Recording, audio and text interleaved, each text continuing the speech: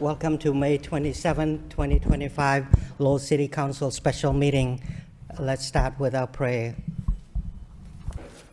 Dear God, today as this session opens, we pray that your presence will be before us and everyone who serves the decision-making process of our city. We pray for your direction, which will lead our city to be strong and unified. May we continue the legacy of our founders. May we be granted this day the wisdom to make decisions which will be for the good of our city. We also pray for your special blessing on all those who are working to transform our city and make it a better place to live and work. Amen. Please join me to salute the flag. I pledge allegiance to the flag of the United States of America, to the republic for which stands one nation, under God, indivisible, liberty, justice for all. Any moment of silence? Thank you. Madam Clerk, please, a roll call, please. Vice Chair Yam. Here. Councilor Belanja. Here. Councilor Chow. Here. Councilor Dakota. Here. Councilor Getchier. Here. Councilor Janess. Here. Councilor Mercia. Here. Councilor Nun. Here. Councilor Robinson. Here. Mayor Rourke. Councilor Scott. Here. Thank you. 2, Mayor's Business. 2.1, Communication, Remote Zoom Participation. Motion to accept and place on file by Councilor Janess and second by Councilor Scott. All in favor, say aye, and all opposed. Motion passed. 3, City Clerk. 3.1, Minutes of the City Council Special Meeting, Evaluation Procedure, May 20th, City Council Regular Meeting, May 20th. I need motion to accept and place on file by Councilor Belanger and second by Councilor Mercier. All in favor, say aye. All opposed, motion passed. Since it's not 7 o'clock, I would like to move on to City Council motion number 5. 5.1, Councilor Getchier requests City Manager to provide the City Council with policy for the fire department during routine patient transport by the med flight at the Lowell General. Second by Councilor Noon. Councilor Getchier. Thank you, Vice Mayor Yam. Through you to Manager Golden. Engine 10, it seems, has to go over to Lowell General and wait for the helicopter to land, wait for patients to get in, and then go out. And the same thing when they're transporting doctors to other hospitals and stuff like that. And it's extreme on the end of manpower over there. Does Lowell General actually reimburse us those costs for the fire department being over there like that? Mr. Manager. Thank you, Mr. Mayor. Through to the council, and not to my knowledge, but when we answer that, I can add that to see if there is any cost sharing by LGH. To me, you know, when you research this stuff and you start looking, there's only 3 communities in Massachusetts who actually do this. And that helipad was just built 2 years ago, maybe 3, in there, and there should have been fire protection built in. No, we shouldn't have to use a small company like Engine 10 to sit there waiting for a helicopter to land and take off, and then just sit in between, which takes a valuable time. If there's 911 calls, if there's, you know, other issues that go on, that they should be able to sit over there because they cover a decent part of the area over there. So I'm hoping that we get a really defined report coming back, because it does not make any sense that they have to do these services over there. Thank you. Any other comment? All in favor, say aye. All opposed, motion passed. 5.2, Councilor Getchier requests joint subcommittee of the City Council Municipal Facilities Subcommittee with the School Subcommittee Facility to discuss a merge of the Facility Department. Second by Councilor Robinson. Councilor Getchier. Thank you, Vice Mayor. Yeah, again, last week the school committee voted not to send it back to us, as the manager has outlined, to start the creation of a facilities department based off of what I've been told by some of them was the strong language in the law that they didn't agree to, because they didn't really have a lot discussion on it to say, what does this actually mean? What is it in the maintenance of effort? What does it do in a lot of different ways? So I just felt as though to give this the proper vetting that it needs to be done by both parties, the city council and the school committee, we could also have the city solicitor there also so that he can answer a lot of the unanswered questions that even I would have. As Mayor Rourke had stated that night, I was sitting in the audience and then left because they were on their budget and it was taking so long. But as Mayor Rourke outlined, it was the start of the process. But their thought was if they voted yes, it gives the city all rights to the process, which, and it may not, I don't know that answer, that's something the solicitor would have to answer. And I don't think that was the intent of anybody on this board, was to take all rights of the process. What we're trying to say is that we have a large investment in the 29 buildings that they occupy, and we just want to make sure that employees are not just punching in and going home, but we want it to be taken care of in the proper manner, because tonight we're going to go through the investment of capital in every other piece that are going into these buildings. And we just want to make sure that our due diligence is in place so that teachers, visitors, students have the proper environment to learn within, so we can drive those MCAS scores in the right place. So, Mr. Vice Mayor, I thank you. Mr. Manager, I'm hoping that we get a positive vote on this, and you and Mr. Baldwin also can attend, so that we have everybody at the table rowing in the same direction. Thank you. Thank you. Councilor Noon, and then Councilor Robinson, and then Councilor Dakota. After Thank that you. will be Thank you, Councilor Mr. Vice Belanger. Mayor. I appreciate the motion by Councilor Gutierrez. I understand that last week the school committee voted in opposition to having the facility directors department there. That could be a lack of information or understanding the full scope of what this is about or what does it entail. The calling the joint committee certainly with the city solicitor in the room certainly help in terms of fully explain the gist of the discussion on this.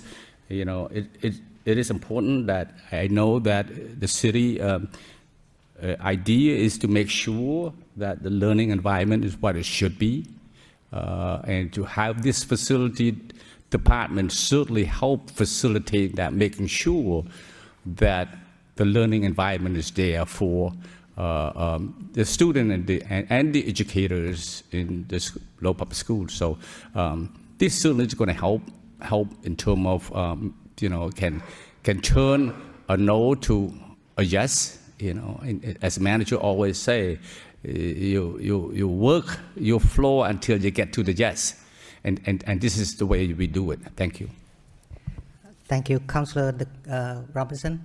Thank you. I'd like to thank my colleague for bringing this forward. I'm not going to venture why this was shot down on the school committee side. I mean, we've had the first term I was on with Councilor Gitche and I believe Councilor Leahy. We had joint committee meetings. We discussed the creation of this. It's been discussed. People have been made aware of what our intent was right along.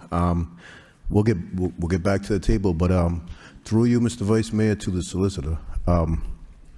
If seeing how the relationship that we own the buildings, and ultimately any maintenance or lack of maintenance that leads to costly repairs, would we have the authority, if need be in the future, to hold a petition to create a centralized facilities department? Mr. Solicitor.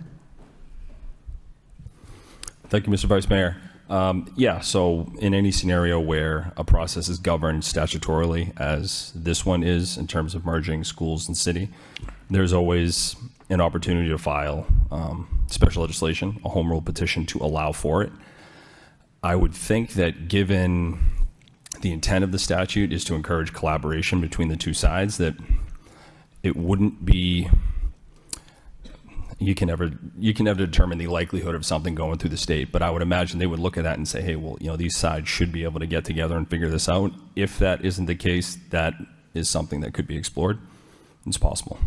Thank you very much. Yeah, and again, that's not a go-to. That's not something I'd like to exercise by any stretch. I think it's only right we sit down and try to carve this out and get to a compromise on this, because I think we both parties want the same outcome, and that's the best possible learning environment, and we also want the best possible education provided. So, but I just want to know if that was an option, if need be, in the future, because what we've been doing with the upkeep and maintenance of the facilities clearly hasn't been working to the tune of some astronomical numbers. So, thank you.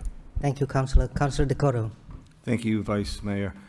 In fact, Ms. Doherty is in attendance tonight, and she just reminded me and Councilor Gitchia that there is a joint subcommittee on June 17th. So I think there was just some miscommunication. I know that the mayor has talked to Mr. Skinner, and there's still open dialogue here, and I think we're moving forward with this.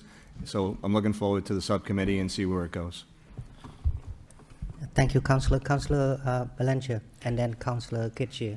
Thank you very much, Mr. Vice Mayor. Yes, thank you, Councilor Dakota, for reiterating. There is as chair of the facility subcommittee, we do have one on the schedule for the 17th. So very much looking forward to that conversation. So the intent here is to protect our largest asset that the city's practically ever made, the new high school, $400 million investment. You know, we acknowledge that we have not been the greatest in maintenance over the years. We acknowledge that, and we're looking to improve on that, and this is a step towards that. So the high school has to be maintained with the utmost, highest level of standards. There's no two ways about it. We cannot let it deteriorate.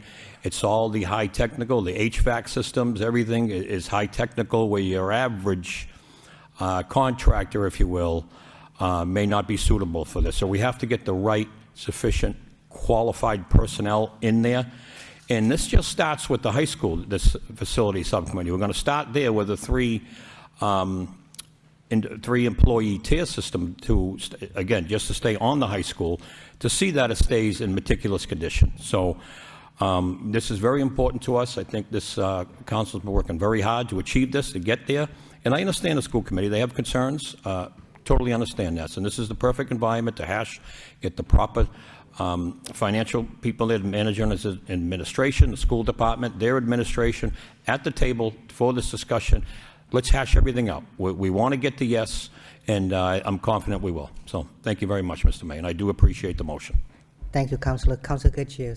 I think we need to make a motion to ask, through you, to the manager, to have the manager ask the school committee or whoever does their minutes to add to their posting that this would be included, because right now it's just posted as St. John D'Arc. So we'd have to add to their posting, adding discussion of the city's facilities. Thank you. That's your motion. Can you summarize so Madam Clerk can write on? Yeah, just add Add to to, their agenda. Yeah. correct, yes. Thank you. Second by Councilor Belanger. We need a roll call. Wait. Yes. Okay. All in favor, say aye. All opposed? Motion passed. Thank you. Motion 5.3, Councilor Belanger and Councilor Scott request city manager update the council regarding the Forerunner city program. No second needed. Which one of you want to go first? Councilor Belanger? Thank you very much, Mr. Vice Mayor. So very much looking forward to an update as to the status on the Front Runner City program. It's greatly anticipated. Yeah. So looking forward to the mayor getting back from traveling with family and giving us an update as soon as possible. So thank you very much, Mr. Vice Mayor. Thank you, Councilor. Councilor Scott, you have anything? No, that's it. All in favor, say aye. All opposed? Motion carried. 5.4, Councilor Janess requests the city manager have proper department investigate the feasibility of repairing and upgrading the brick sidewalk on Market Street in front of Roy Garage and Allied Credit Union. Second by Councilor Mercier. Councilor Belanger? Councilor Janess? Thank you, Mr. Vice Mayor. Through you to the city manager, this is something we've talked about before. Basically, this sidewalk has turned into an accessibility nightmare. The winter has not been kind to this sidewalk over the years. There's more and more bricks missing that have been filled in with asphalt patches, and it's getting very uneven. It's tough. tough for people to walk on. In the winter, it freezes over like a sheet of ice. No matter how much salt gets put down, it doesn't seem to help it. And, you know, the trees in front of a line, or the roots are pushing up the bricks and everything. So I think it's time to have a look and see what our options really are here. I know there's some things in flight with that building and the city, so there might be an opportunity here, and I just wanted to mention it before we got too far down the road and put it on your radar. So thank you. Thank you, Councillor. Any other comment? All in favor, say aye. All opposed? Motion carried. Are we still not Mr. 7 Mayor, o'clock? So Mr. Vice Mayor, Yes, ma'am. before we get into the city manager's portion of the agenda, could I suspend the rules and just talk very briefly about the senior citizen subcommittee that we had the other day, if there's no objection? Okay. If anyone support that, Councillor Janess, okay, go ahead. Yes, thank you, Mr. All in Vice Mayor. favor, say aye. All opposed? Motion carried. So I just wanted to say that the Senior Citizen Subcommittee met at the Senior Center on Thursday, May 22nd at 1 o'clock. Present were our subcommittee members, along with Giovanni Bias-Rose, Director of DPD, Assistant City Manager, along with her whole staff, putting all senior playground information on the tables. Also present was Bell from the City Manager's Office, along with Kim Gagnon, the Director of the Senior Center. But due to the weather being so inclement and the words northeaster, our seniors were a no-show, so the meeting was canceled. We were told that Giovanni will hold an informal meeting with the seniors to discuss the senior playground issues and report back to the subcommittee at the next senior meeting, which will be on Thursday, June 12th at 1 o'clock. So I just wanted to say that for the record. Thank you. Thank you, Councillor. Any other questions? I'd like to move on to 6, vote from the city manager. 6.1, vote and expend $10,000 from Greater Lowell Community Foundation grants creation. Waive the full reading and second reading by title. Motion adopt by Councillor Mercier and second by Councillor Chow. Roll call. Any question? Any? A roll call, please, Madam. Vice Chair Yem, Yes. Councillor Belanger, Yes. Councillor Chow, Yes. Councillor Dakota, Yes. Councillor Getchier, Yes. Councillor Janess, Yes. Councillor Mercia, Yes. Councillor Nun, Yes. Councillor Robinson, Yes. Mayor Rourke, Councillor Scott. Yes. The 6.2 is about the approve the FY26 Community Preservation Fund budget for the following year. I understand that the 6.2 to 6.6 will be pulled back, but I like to. Okay. 6.3 to 6.6. Yes, 6.3. So 6.2 you get. Yeah, 6.2. The 6.2, vote approve of the fiscal year 2026 Community Preservation Fund budget. Waive full reading and second reading by title. Motion adopted by Councillor Janess and Councillor Scott. Second by Councillor Scott. Roll call, please, Madam Clerk.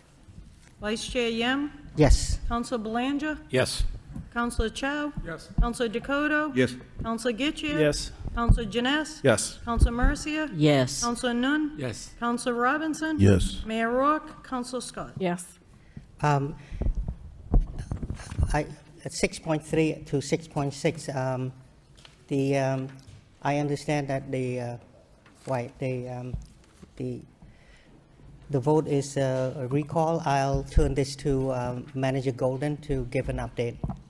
Thank you very much, Mr. Mayor. Through to the council. Council, we've learned that one of these particular pieces was it's actually going to be sold through the CPC. That funding is not going to be necessary at this time, so it's our hope to bring it back in 2 weeks with a full list of everything.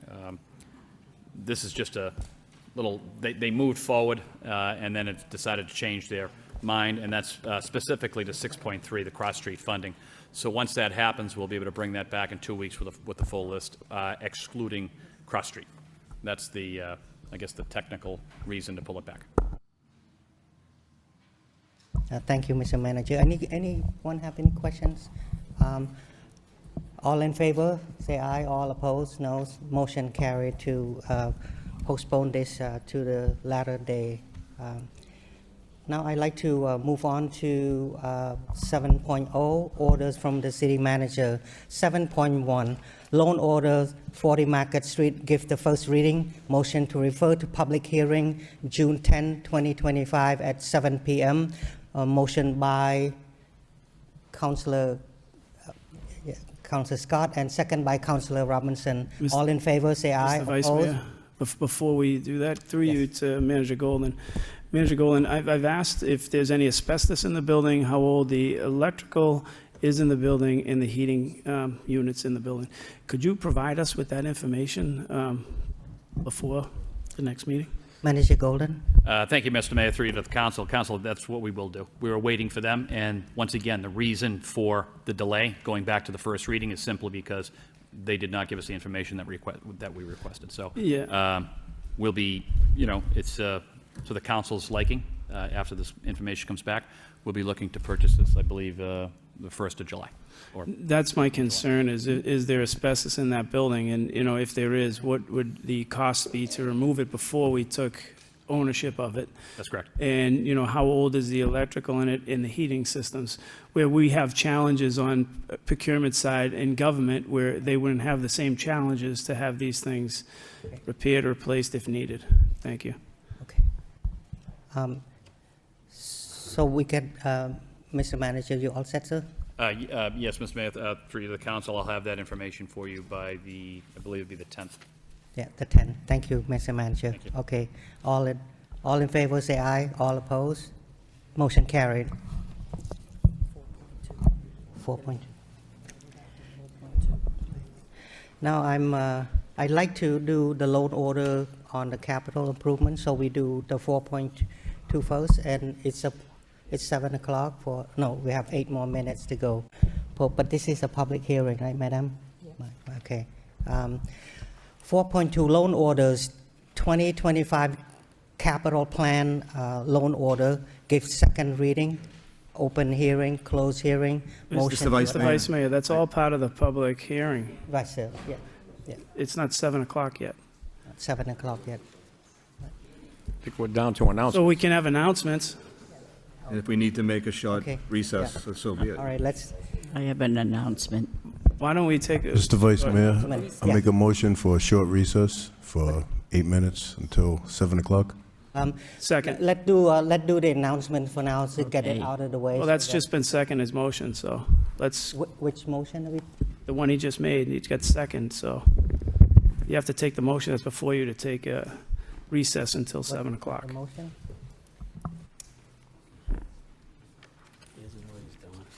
Okay, second, recess, second by Councillor Kitchia. All in favor, say aye. All opposed?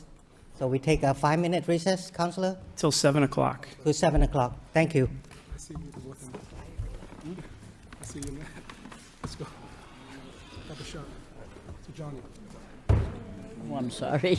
Okay.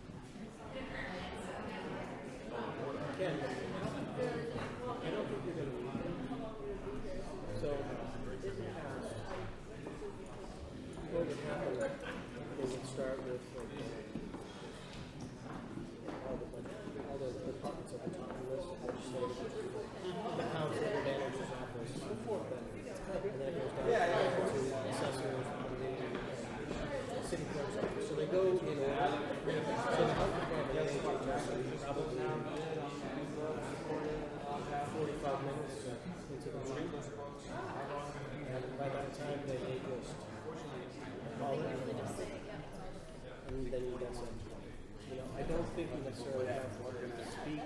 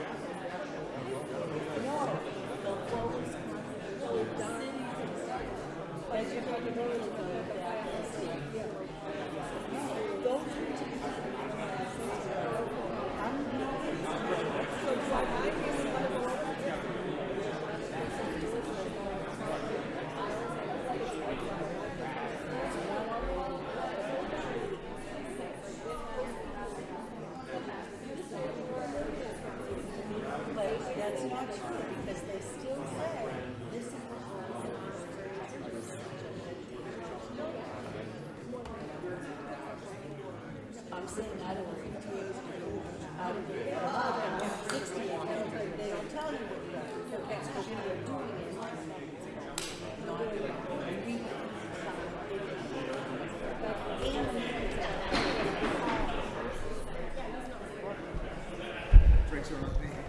I'd like to call the meeting back to order, please.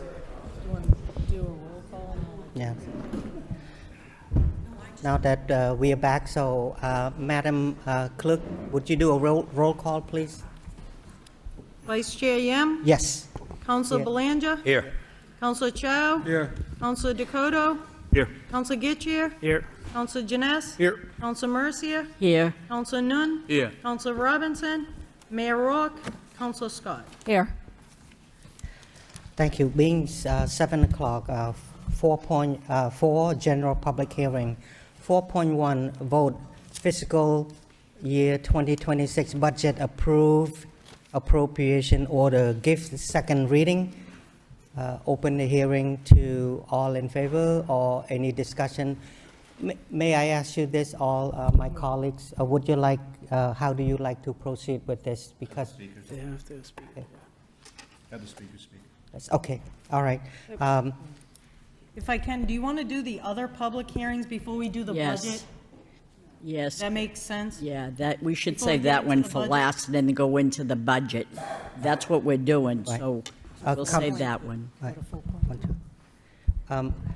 I'll turn that to Councillor Mercier to make a comment before we get started. Madam Councillor Mercier? We're not going into the budget. We're doing the rest of the Sure. public hearings and saving that one for last. Okay, ma'am. Okay. That's what I would think. 4.2. We're going to go start 4.2 loan order, 2025 capital plan loan orders. Give second reading. Open the hearing to all in favor. All in favor. All in favor. Any opposed? Any opposed? Any opposed? The session is closed.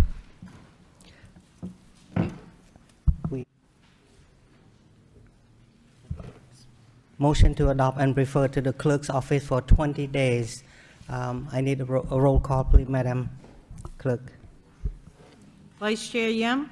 Yes. Counselor Belanja? Yes. Counselor Chow? Yes. Counselor Dakota? Yes. Counselor Getchier? Do we need a motion to accept this? Yeah, Before we do motion that? to accept the Second. capital plan loan order and a second, and then roll call.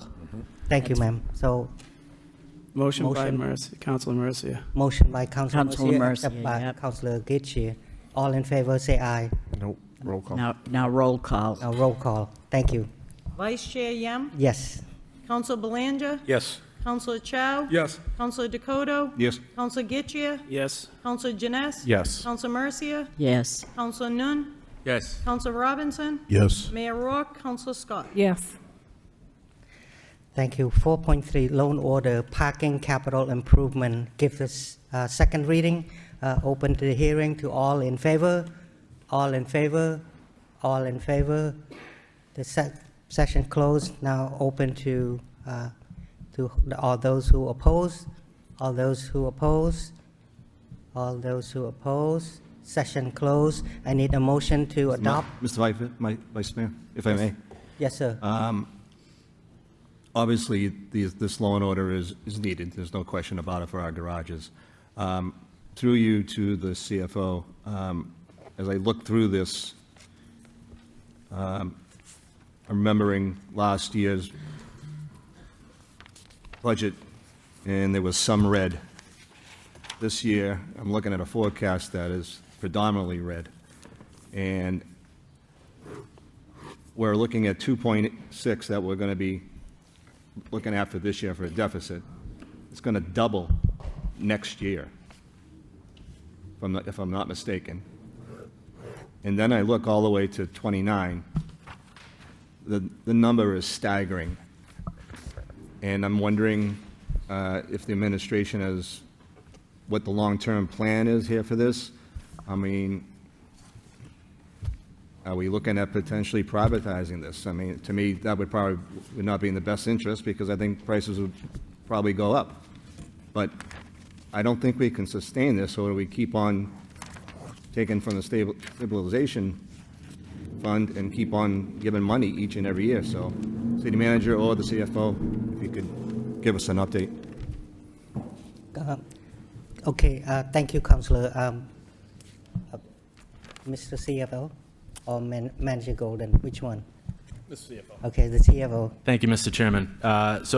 Thank you very much for the question, Councillor. And it's a very good point that you raise about the parking enterprise. It's something that has been discussed here several times as we went through, iterations of the rate increase. We had several finance subcommittees, several hearings with the public, and there was a lot of apprehension and pushback from the community and from the downtown residents about the rates that were proposed. There was the rates were increased, and that was the March of last year. So, by way of an update, we are starting to see, there were a couple of things going on that were compounding the situation. We're starting to see the revenue increase in the garages from the increased rates. That is a positive piece of news. The second is, and perhaps a larger component of the good news of this story I'm trying to tell, is that the new kiosks that were purchased, we're starting to see a return to the levels of revenue in the on-street operation that is near what we saw pre-COVID. And so, things are trending in the right direction. However, it is the debt service number that is the most concerning. And so the debt service that is outstanding for all of the garages, the largest component of that is for the Hamilton Canal Innovation District garage, is still something that's looming over the forecast. So as you pointed out, Councillor, again this year in FY 2026, we are subsidizing the parking enterprise with a vote from the stabilization fund. That is the same thing we did last year in the current year in FY 2025.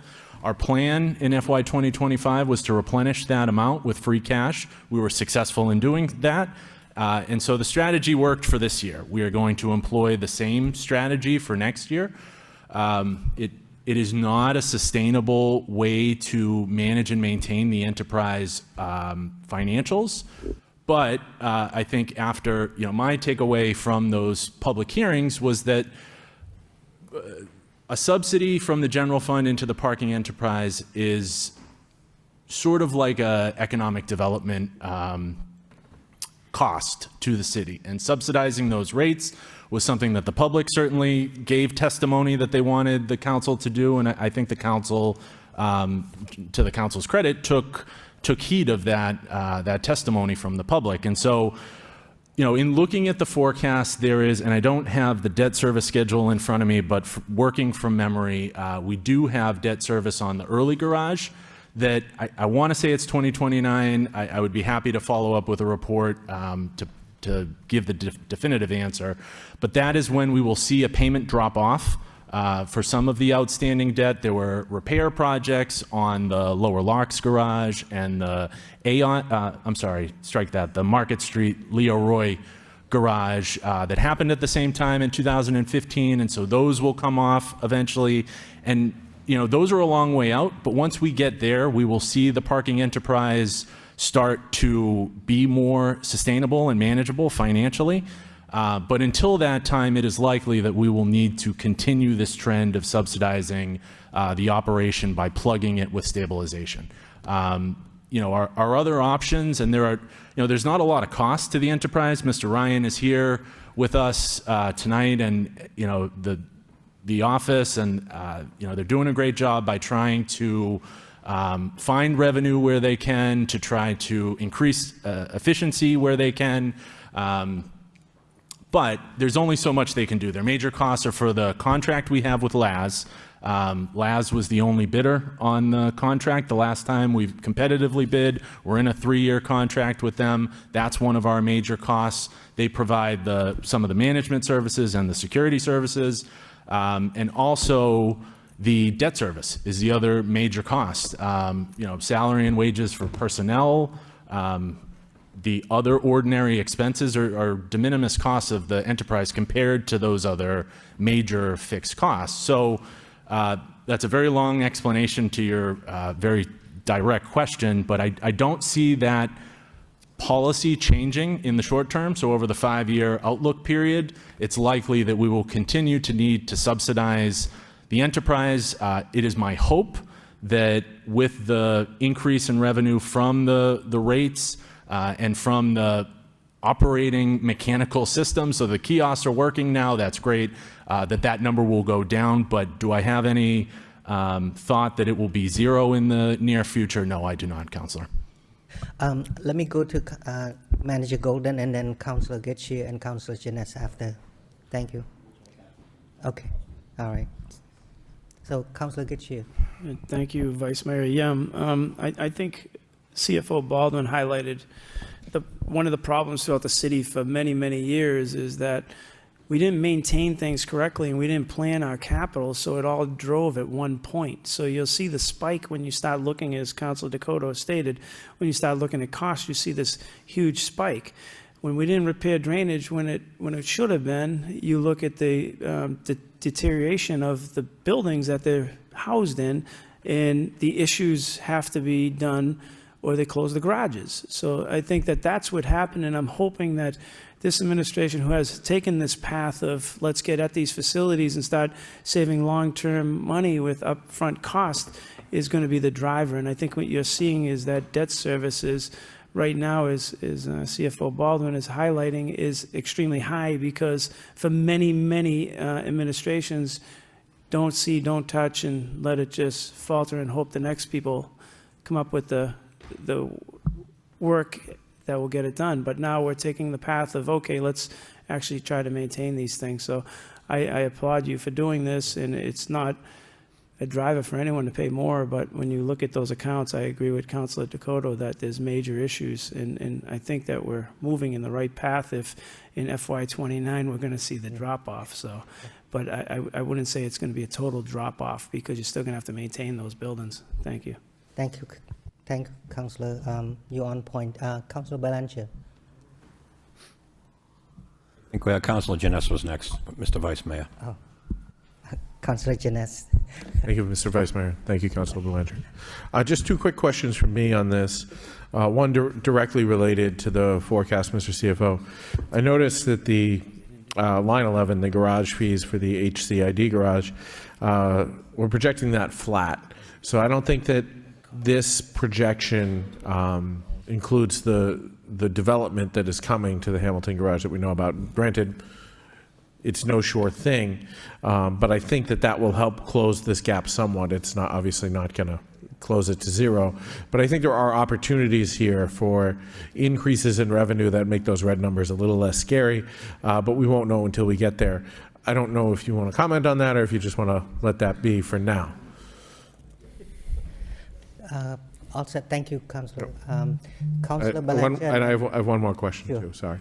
And my other question is just, I know we had the law department is working on updating the parking ordinance, and I know that should be coming back to us at some point soon. I didn't know, I didn't know if we were looking at, 2 weeks, 2 months or more on that, just because I think that might be an opportunity to close some of this gap as well. You want to answer now, Manager Golden? Thank you very much, Mr. Mayor, through to the council. Council, you're correct in all aspects. We're waiting on that. It is not as easy. The office, the city solicitor's office is really ripping through everything that was kind of patched in over the years. So I'm giving our solicitor a little bit of a hard time. He did show me some of the paperwork, and I think I'll yield to him on this to make sure we get it right. So I'm looking forward to that happening as well. But getting back to what you were saying in regards, I want to dovetail to what the CFO was saying. There is a lot going on, and you are correct. We have irons are in the fire over at the Hamilton Canal Innovation District, and they wouldn't even be considering that if that garage wasn't there. And quite frankly, that garage over at the Hamilton Canal Innovation District has taken in, worked with Mr. Ryan on this, we've taken in more vehicles from the early garage. And history will tell us on the early garage at one point in time, everyone told us it was not a smart build. We shouldn't have built it. Well, if you're lucky enough to get a spot in the early garage right now, then you're lucky enough. So the unfortunate thing is we're going to have to carry, well, one, it's already there, so we're going to have to carry it. But I do foresee coming to a close. I mean, we're talking about some exciting news that most of you have talked about. I'm hopefully meeting with the secretary tomorrow. That's still up in the air at this point in regards to the Lowell District Courthouse, the expansion possibilities there in housing, et cetera, in that whole community, which could help one of the lowest dollar figures, at least revenue driven, which is Lowell Locks Canals. That is something. So that's, you know, obviously a couple of years out. So our plan right now, unfortunately, is to continue to use the monies that we've been using to backfill this, because we are cognizant of the downtown folks, you know, paying anything more. But I do still think it was a smart move to build HCID. It was the right move. It's in years to come, in 2 to 3 years, I hope, it's going to be the same thing that was said previously, once again, about the early garage on Middlesex Street. It was a white elephant. It was something we shouldn't have built, et cetera, et cetera, et cetera. Now you can't get a parking spot in there. Parking lots have to come first, unfortunately, before developers will even consider being in the area. But we'll make it through this, I believe. Thank you, Manager. Councilor Belanger, and then... Thank you, Mr. Vice Mayor. I do appreciate Councilor Dakota bringing this up. I share his concern. I have grave concerns with this parking enterprise fund. It has been an albatross on the general fund as well. It's been subsidized the last few fiscal years and will continue to be subsidized to the tune of at least $3 million in the coming fiscal years. And largely from the data that I saw and what I read through the budget is that the big problem is the HCID is you just elaborated on, Mr. Manager, and you made some great points.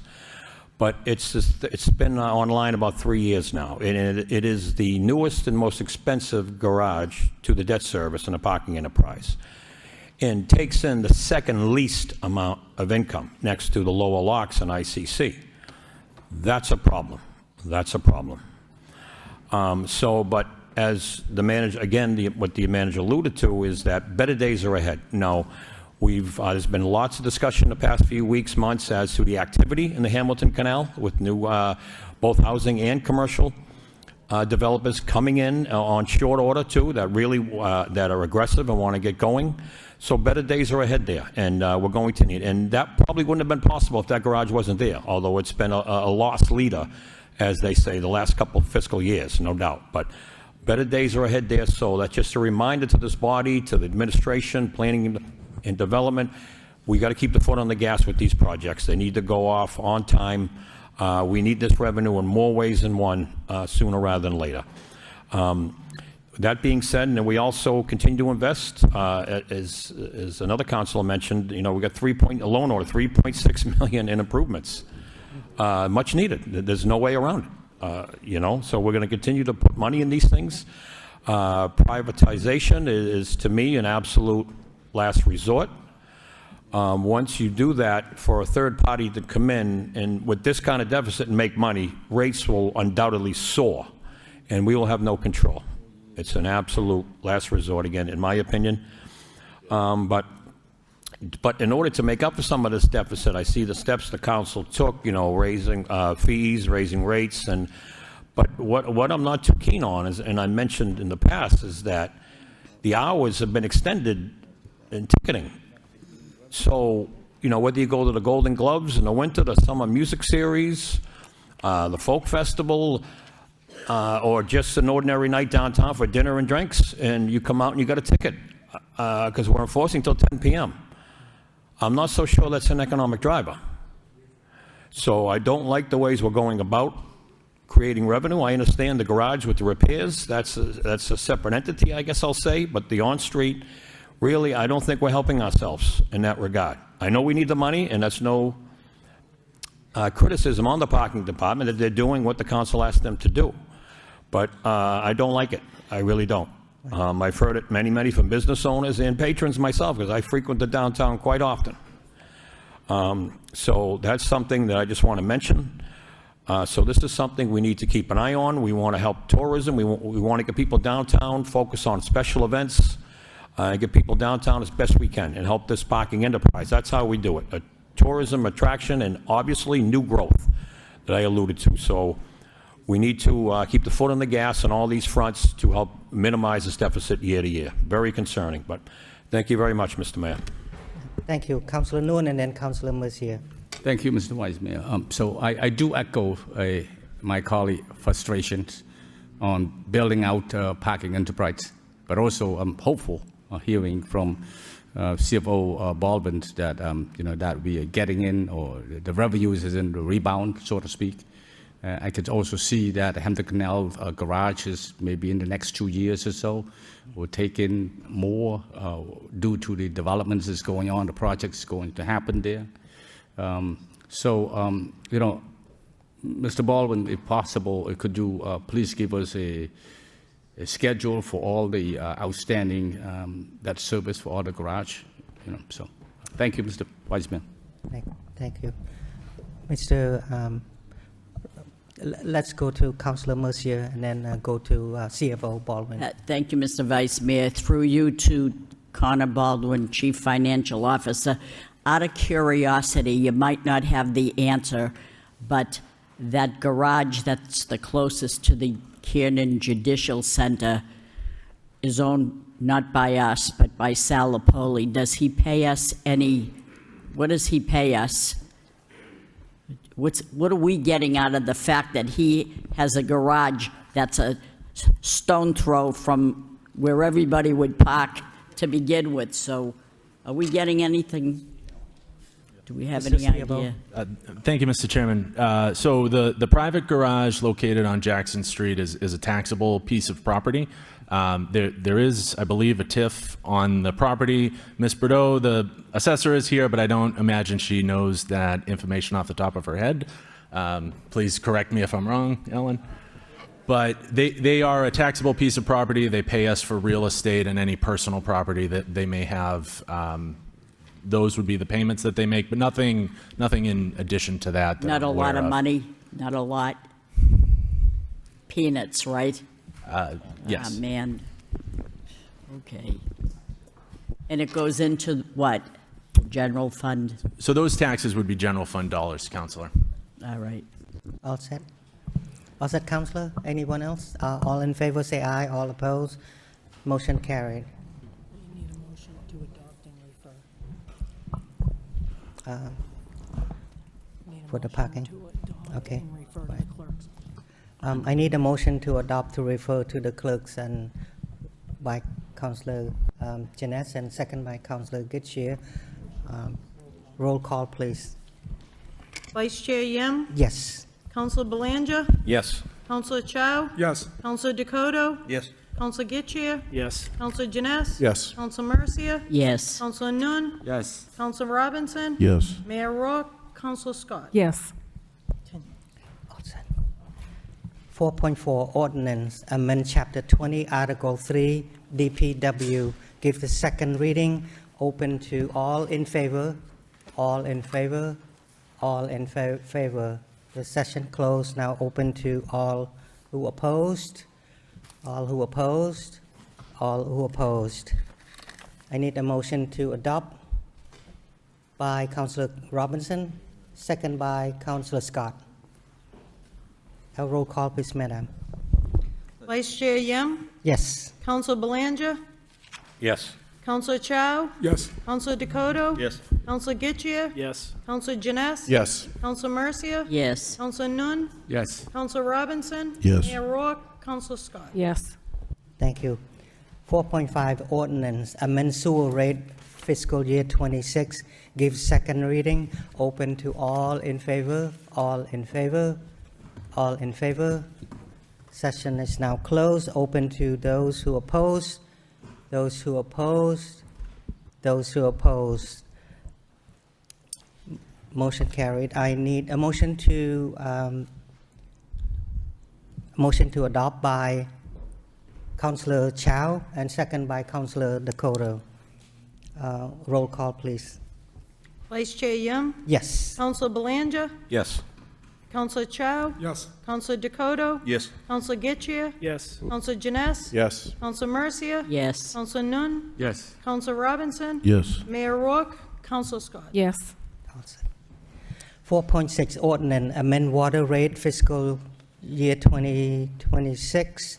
Give second reading. The session is open to those who's in favor. Those in favor. Those in favor. Now session is closed. Open to those who opposed. All who opposed. All opposed. Session now closed. I need a motion to adopt by Councillor Dakota and second by Councillor Chow. Mr. Vice Mayor, could I ask a Bellinger. question? Could I ask a question on that? Yes, you Through may. you to Manager Golden, I find it very disturbing that we're now floating emergency water main breaks into loans. Is this loan one that would be able to float emergency water main breaks into it and then be charged with it? Because before it was part of the general operating, and it was done by our staff in-house. And now it seems as though the number is at $1 million just this year up till now, and paying interest on something that should be done by employees is very concerning to me right now. Is that built into this loan where that could happen in this loan also?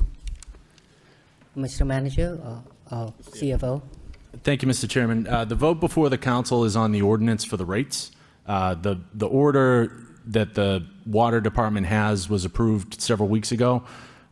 This vote that the council is taking is on the rates for FY 2026. In that order that was done a couple of weeks ago, was that spelled out in there? Because I didn't read that at all in there, that it could be done. Or is it just an overall infrastructure, repairs and stuff like that? Was it put in like that? There was language in the order for infrastructure repairs. Sometimes it's called water main vulnerabilities. But your point is well taken. And it's a management decision, but the operational costs in a perfect world would be part of the water department budget. At the amount and the frequency of water mains that we've seen, it's something that the operating budget can't afford, and so we've capitalized it.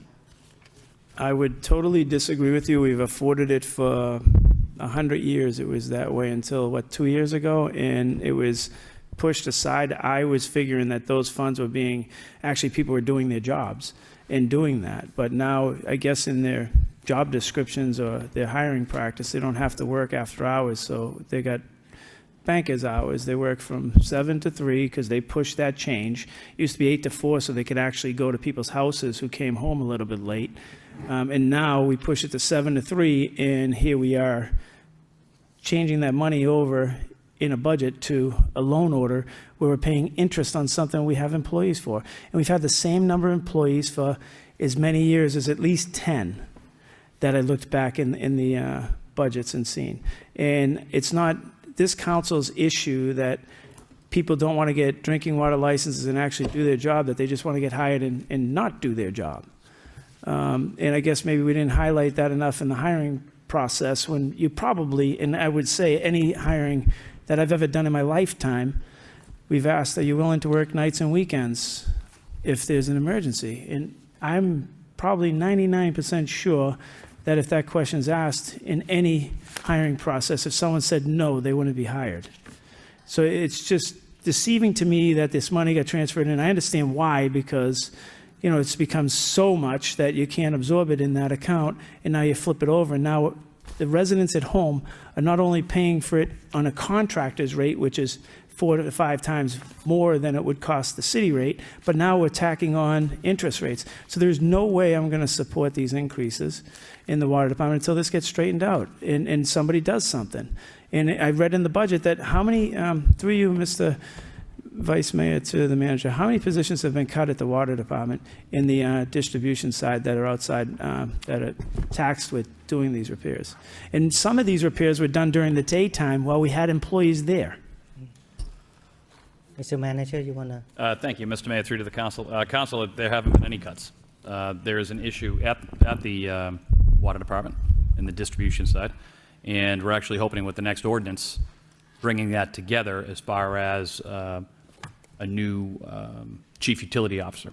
And one of the discussions I wanted to have earlier today was bringing water and wastewater together and having it run by one chief utility officer. So the good things that are happening over in the water department, filtration, et cetera, the good things that are happening over in wastewater, this is stuff we've talked about to try to bring everyone together and actually, at the end of the day, reimagine the Lowell Regional Water Wastewater Utility. That is another vote that we have coming to move forward and to, quite frankly, remake distribution. Hopefully the genie's in that bottle, because for the last 3 years, you've heard me ask this question every single year, the same question. How many breaks have they actually worked on, and who's doing it? And some of the ones that went to this loan order were done during the day while we had the employees there. And that's ridiculous. And it's not outside their work hours, and they just basically don't have the aptitude to actually do their job. And that's sad that that happens in a city this size, because we need that service. It's not a want, it's a need, and we not only pay for it in the budget under their salaries, we not only pay for their insurance, but we pay for a contractor to come in, we pay prevailing wage, and then they come back and they fix all these things, which I am sure you're as frustrated as I am, Mr. CFO, because you've seen this number like triple over time. And I believe many years ago, I told somebody that this was going to happen because the hiring process wasn't what it should have been then. And now they get into certain environments where there's a lot of protection and people do not want to pull their weight. And I just think these numbers are ballooned because we're paying way too much money for the services that should be rendered to residents. So I won't support it until we get this change. Councillor Scott? Thank you. I'd also like to bring up a concern that I've brought forward before about this. I don't agree with the minimum usage for the 1,400 cubic feet. I think it's a penalty for people that don't consume as much water, and I think there should be some type of, we should do some type of rate study or something to shift this to the higher usage users. They're the ones that are consuming more. I don't think there's, so I don't agree with this, and I think we should bring this back and look at it all. Thank you. Thank you. Any other comment? Roll call, please, Mr. Vice Chair Yem? Yes. Councilor Belanja? Yes. Councilor Chow? Yes. Councilor Dakota? Yes. Councilor Getchia? No. Councilor Janess? Yes. Councilor Mercia? Yes. Councilor Nunn? Yes. Councilor Robinson? No. Mayor Rourke? Councilor Scott? No. 4.7, ordinance, create new positions in various departments. Give the second reading. The session open to all in favor. All in favor.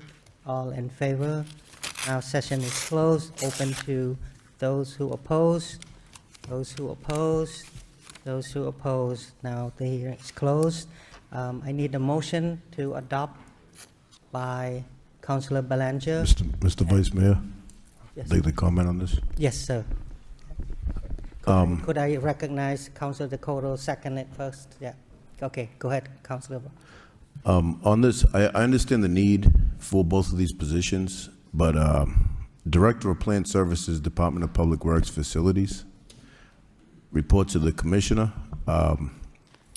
Is this something that would be better off kind of holding off, or is it something necessary now? Because if we do move forward with a centralized facilities as we're trying to do, would it be better served to maybe tailor this job to fit within whatever that looks like once we get kind of a chalkboard sketch of where we're going with that department, as opposed to kind of putting a job together now that you might need to tweak in the near future? Manager Golden? Thank you very much, Mr. Mayor, through to the council. Council, as we had talked about this, I have every intention of moving forward at Lowell High with this position. I have every intention of coming back and reworking this entire piece if and when we are fortunate in the next year or so, or 6 months or so, to capture the entire city, if you would. From that Director of Plant Services. But I think for today, just to get this started, to get the job out there, to get, a Director of Plant Services as well as 2 other folks over there, and just strictly at the high school. This is one of the, I think, a victory in this budget that we're creating. And then when we have the discussion with the school department, the bigger discussion would come back and change that at a later date. But I think it's imperative, given everything that's happening over at the high school, and this is something that this council wants to move on, I think this is a good idea to move forward at this time, but with the full intent of changing it in the future if and when things change throughout the rest of the buildings. Thank you. And a couple other concerns I have with this job is I think we're seeing the unintended consequence of some of the language that's in this position that's being advertised. I think I don't like the fact that if we look at the job description where this person is pretty much in charge of dealing with vendors, contractors, oversees all HVAC, lighting, plumbing, elevator service, security systems, and other facility-related systems. Then when we look at what the qualifications and experience in education is, I think that's a hard required as opposed to preferred. I think that's what's coming back to bite us in a lot of instances. Bachelor's degree in facilities management, engineering, or related field is preferred. Commonwealth of Mass tradesperson license preferred. That doesn't give us the professional that we're really looking for, I think, for this type of position. Mr. Vice Mayor. Thank you, Mr. Golden. Thank you, Mr. Mayor, through the council. Council, you can think of this particular piece as a placeholder because we have not finished the final version. As a matter of fact, I was talking to Councilor Gitcher about this, about the language that we want to put in this. We've even talked with the professionals over at Skanska, Suffolk, et cetera. So what you're looking at, and this is, once again, a placeholder to get this thing moving. I will run it by the council, when we actually finish this. If this is adopted tonight, I hope July 1 to be on this, on the street looking for this plant supervisor that is going to look over. So all of your concerns are absolutely valid. We just haven't finished the final version of what we're going to make available to the public at this point. So my concern is I'm being asked to vote to support, which I fully support this, but I would support this on the condition of there's not preference. It's basically required.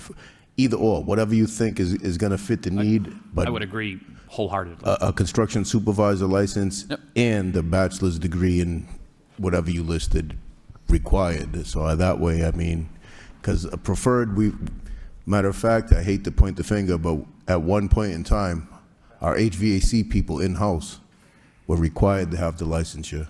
It was changed over time to preferred, and look at the headaches we ended up with in our facilities. So. Councilor, I agree 100%. It's just from this perspective, if the council supports moving forward with this plant manager, I would absolutely share our final version of what's going to go out for the job. And I would gladly take some feedback from the council as to make sure that those things that you mentioned have been discussed.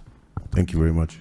Councilor Scott and then Councilor Getchia. Thank you. I actually had the same comment written down, that I didn't think that a construction supervisor's license should be optional. So as long as I would agree with this position as well, as long as there's a condition that it comes back for approval on the job description. Thank you. Councilor Getchia. I guess through you, Mr. Vice Mayor, to the city solicitor. I agree with what's being said, but when this goes to a hearing like this, we're stepping into operations piece at that point. But I guess my question is, if we okay this, is it a dead solid, this is what the job description is? Or is there still movement by the manager in that case? Mr. Solicitor. Thank you, Mr. Vice Mayor. Yeah, so things like a job description, that's a function of the city manager. However, if the city manager wants and so desires to put that in front of the body to look at, consider, provide changes, and is receptive of that, it's fine. But if you were to take a step back, technically, that is under the purview of the city manager, not the council. But as the city manager just said, he seems fine with sharing that and taking feedback from the body. So basically what I'm hearing you say is that when these things come up like this, we're just basically voting on title and pay range. We're not voting on anything other than that in that case?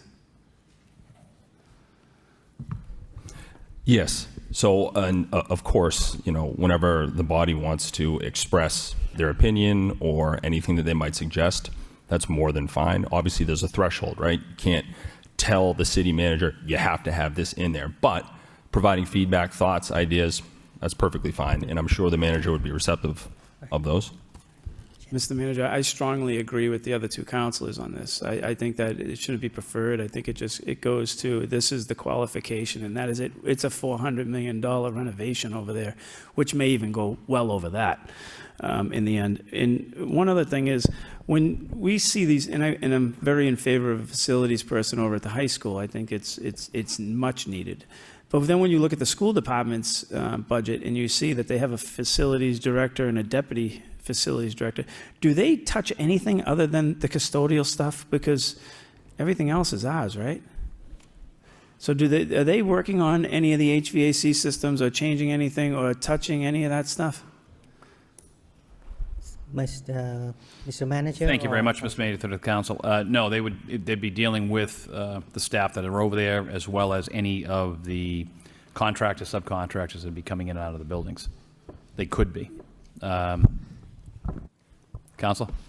Yeah, I think that again, the question really is that if we're going to start hiring people, I think that the only people who should be touching things in these buildings, whether it's the thermostats, whether it's all that stuff, it should all fall under the city side if we're going in that direction. And I think that there are more going on than what we can see. And I'll leave it at that. Thank you. Thank you. Councilor Janess? Thank you, Mr. Vice Mayor. Just a quick request, I guess, for these kind of things going forward. I know this is not the first time we've discussed specifics in a job description of a new proposed position as they come through the process and come to us. I'm wondering if in future cover letters, we could just include a standard blurb that says, the attached job description is for your information, is not finalized, blah, blah, blah. And then on the actual job description, just watermark it with draft. And then that way, not just for the 11 of us that are sitting here, but going forward, as the makeup of this body changes, it will help future counselors in this role as well. Thank you. Any other questions? We have motion adopt by, roll call. Mr. Vice Mayor, Yes, sir. so through you to the manager, just for clarification, we vote to pass this, so the council will get to look at a finalized version before it goes out to the public? Okay, thank you. Thank you. All set? A roll call, please, madam. Vice Chair Yem, Yes. Councilor Belanger, Yes. Councilor Chow, Yes. Councilor Dakota, Yes. Councilor Getchia, Yes. Councilor Janess, Yes. Councilor Mercia, Yes. Councilor Nun, Yes. Councilor Robinson, Yes. Mayor Rourke, Councilor Scott. Yes. Now we're back to the general public hearing on the budget, 2026 budget. But Councilor Dakota, before we go on to, I turn that to you. You have some. Thank you, Mr. Vice Mayor. In my brief tenure here, 18 months as a city councilor, I don't believe my phone, emails, and texts I've received in the last 2 weeks concerning the school departments and the city's budget and where they're coming up short. I've received numerous, obviously been working there for 19 years. A lot of people have called me with their concerns, and also did my due diligence and looked at the number of positions that were being cut, which was, I believe, 51. And a lot of them were special needs paraprofessionals, special needs, for those students with autism, behavior issues. Also tutors for our English language learners would have been cut. I'm going to throw this out to my colleagues, but I do want to hear from our CFO, but I will be putting a motion that we take $2 million and take it out of the stabilization fund to help the school Second by department. Councilor Getchia. Any other Mr. comment? Baldwin, obviously by doing this may have some effect, I would imagine, on the bond rating or not.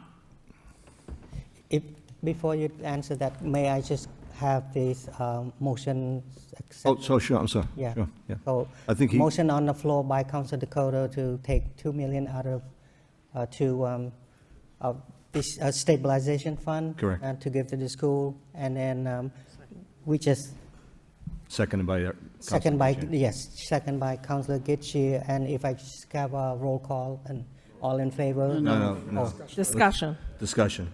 But I did want the CFO to answer my question. Okay. Because if it does have It's a CFO. the financial repercussions here on, obviously, our bond rating is very, very good, but if we start taking money out of the stabilization fund, as we have done tonight, where does this leave us, Mr. Baldwin?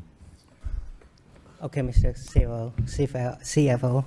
Thank you, Mr. Chairman, and thank you, Counselor, very much for the question. So the motion that was made and seconded requests that the administration, what I assume, and just want to make sure we're clear at the table, that we would come back next week with a supplemental appropriation to be appropriated to the schools from the stabilization fund. So if that is the essence of the request, the question is, would that have a negative impact on our bond rating or our credit? The very simple, straightforward answer is it depends, but maybe that's not as straightforward. I did that for a laugh. Let me add some context. So, our credit rating was recently upgraded. It's something that we take great pride in, the financial management of the city. The amount of reserves that we have is at an all-time high. We've had a lot of conversations with folks on the superintendent's office, the council, obviously, as well as the other departments. And the need is great. The need has been expressed to us, and that does play a part. So I guess I'll answer your question in this way.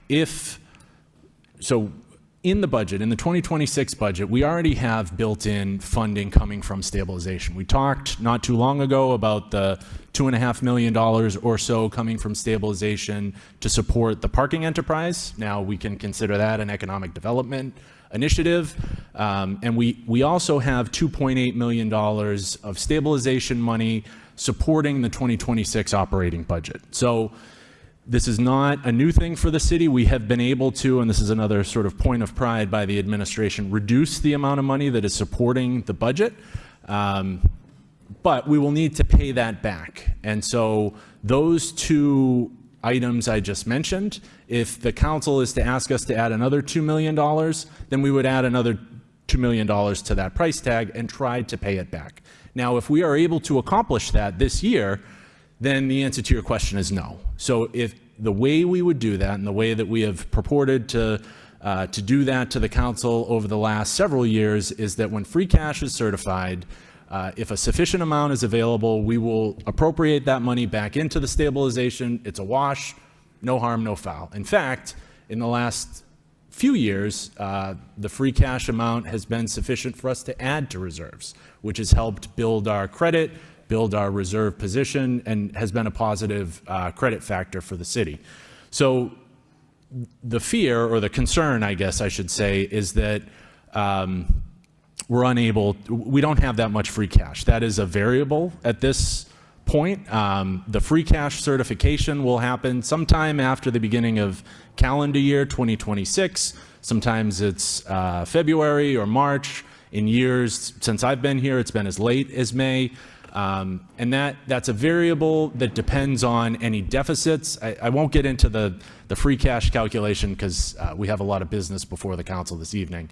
But if there are significant amount of deficits in capital project funds or in special revenue funds like grants, sometimes there are grant deficits for the schools, for the public safety. Those reduce the free cash total. So that plus all the other things that impact free cash, if the number is less than the $8 or so million that we would need to replace everything, then yes, that would have a negative impact on our bond rating. Just Thursday, May 29th, we have a call with Standard & Poor's. We're going to be selling some debt. At the end of the year, we typically issue debt to finance capital projects that are ongoing. We do sort of a maintenance call with Standard & Poor's. We will mention that this is part of our budget plan, but usually what they look for is if you're going to use reserves, that you have a plan to repay it. And we will tell them that. We will tell them that our plan is to, with free cash, replenish the reserves. They will say, that's great. We'll see when you get there if you do it. And as long as we do it, then no harm, no foul, as I said. But if we get there and we're unable to, then when, a year from now, when we're selling debt again, that is likely when a downgrade could happen. So I'm hoping for the best, but it is a concern. There is also a concern that there are other larger factors at the state or federal level that could impact our budget, that could put pressure on us to have to dip into reserves and use stabilization to plug any cuts that may come along the way. I can let, certainly that's something the manager is more well-versed in than I. But that, I'm sorry for the long answer to your question, but I hope that addressed You explained it very well. I appreciate the explanation. I got a better understanding of what I'm going to be putting forward for a motion, so I'll let my colleagues speak as well. Councilor Mercier. Yes, thank you, Mr. Vice Mayor. Last week, we had Liam Skinner, the superintendent of schools, come forward, and he asked for $4 million. We felt at that time that that was kind of high, and we could not do it. That would be a burden on the city side. But we asked that you, Mr. City Manager, talk to Liam privately and try to work something out. And it seems that $2 million is better than nothing, and we're making an attempt in good faith to do the best that we can. And we won't really know about this extra money probably until October through the state budget process, and when they come to us with, which I hope is money, extra money, and it goes back into where it should be, stabilization fund or the manager's contingency fund, whatever. In that respect, I will support that, because I think we need to invest in our children, and I think it's very, very important. I know we like to save a buck and say, no, but this is well needed, I feel, and Connor Baldwin answered it very, very well, to the point where I can support that. Thank you. Thank you. Councilor Kitshire. Thank you, Vice Mayor. Through you to CFO Baldwin. Last year, we had, 15 million in free cash certified? Was that the number, right, roughly? Was it 15 million in free cash? We have 17. Auditor Oak. It was either 15 or 21 in the last 2 years. It was 18. Yeah, 15 last year, 21 the year before. Yeah, okay. So it was 15 last year. Okay, so we had 15 million last year. Through you, are we expecting over the 10 million threshold again this year? Are we looking, we must have an expectation at this point where we're looking at numbers and saying, okay, here's our free cash numbers, because we all know that, we don't hire very quickly, and there's funding left over in other places, but are we looking at over the 10 million threshold this year again? Mr. Baldwin. So very difficult to say.